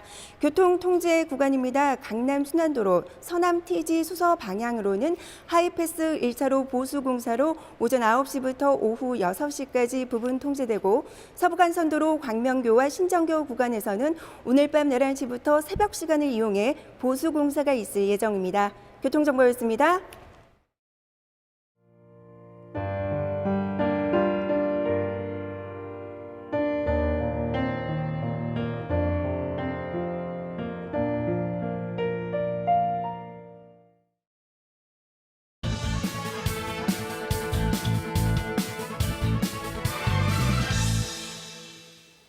지난달 사회적 거리두기 단계를 2차례 올렸지만 코로나19 확진자가 계속 늘어나는 상황입니다. 2단계 사회적 거리두기도 코로나19를 차단하지 못한 것으로 판단하여 결국 정부는 수도권에 대해 사회적 거리두기를 2.5단계로 격상시켰습니다. 그러나 2.5단계 사회적 거리두기도 단기간에 효과를 내어 확진자 발생을 줄이기 어렵다는 방역 현장의 목소리가 있습니다. 사회적 거리두기 2.5단계가 시작되면 유흥시설과 같은 중점관리시설 이외에도 방문 판매, 노래 연습장, 사회체육시설 등의 운영이 금지됩니다. 또한 50인 이상 모임과 행사가 금지되고 학교도 밀집도를 3분의 1로 더 줄여야 합니다. 종교활동도 비대면으로 바뀌게 됩니다. 사회활동이 불편해지고 이미 어려운 경제 상황이 당분간 더 나빠질 것으로 보입니다. 그러나 본격적으로 고위험군의 감염이 시작되었고 중증 환자 치료 병상이 부족해지기 시작한 상황에서 사회적 거리두기를 더 강화하는 것은 어쩔 수 없는 선택입니다. 중증 환자 치료를 감당하기 어려운 상황이 되면 의료 체계가 붕괴되기 시작하고 방역 자체에 큰 균열이 생겨 사망자가 속출할 수 있습니다. 적어도 백신이 도입되어 충분하게 접종이 이루어질 때까지 버텨내야 합니다. 앞으로 1, 2주가 코로나19의 방역 성패를 가르는 가장 중요한 기간이 될 것 같습니다. 한 해 마무리를 하고 새해를 준비해야 하는 시기에 우리는 중대한 기로에 직면하였습니다. 정부는 코로나19에 대응하는 병원과 방역기관에 과감한 지원을 아끼지 말아야 합니다. 또한 소상공인과 자영업자를 보호하기 위한 경제정책도 서둘러 보완해야 합니다. 국민 여러분, 집에 머물러 주십시오. 최대한 이동과 접촉을 줄여 고군분투하고 있는 의료진과 방역 일선을 도와주십시오. 뉴스 해설이었습니다. 중부지방을 중심으로는 공기가 탁합니다. 오늘 밤사이 남부지방에서도 미세먼지 농도 나쁨 단계를 보이는 곳이 있겠고요. 절기 대설인 오늘 낮부터는 찬바람이 불어오면서 기온이 떨어지겠습니다. 내일 아침에는 서울 기온 영하 4도로 오늘 아침보다 8도가량 기온이 낮겠습니다. 오늘 서쪽 지역에서는 빗방울이 떨어지거나 눈발이 날리는 곳이 있겠고요. 동해안 지역은 여전히 대기가 건조합니다. 특히 강원 영동 지역에는 바람까지 거세게 불어서 화재 위험이 높습니다. 날씨 정보 전해드렸습니다. 네, 월요일 아침 뉴스광장 마치겠습니다. 시청해주신 여러분 고맙습니다.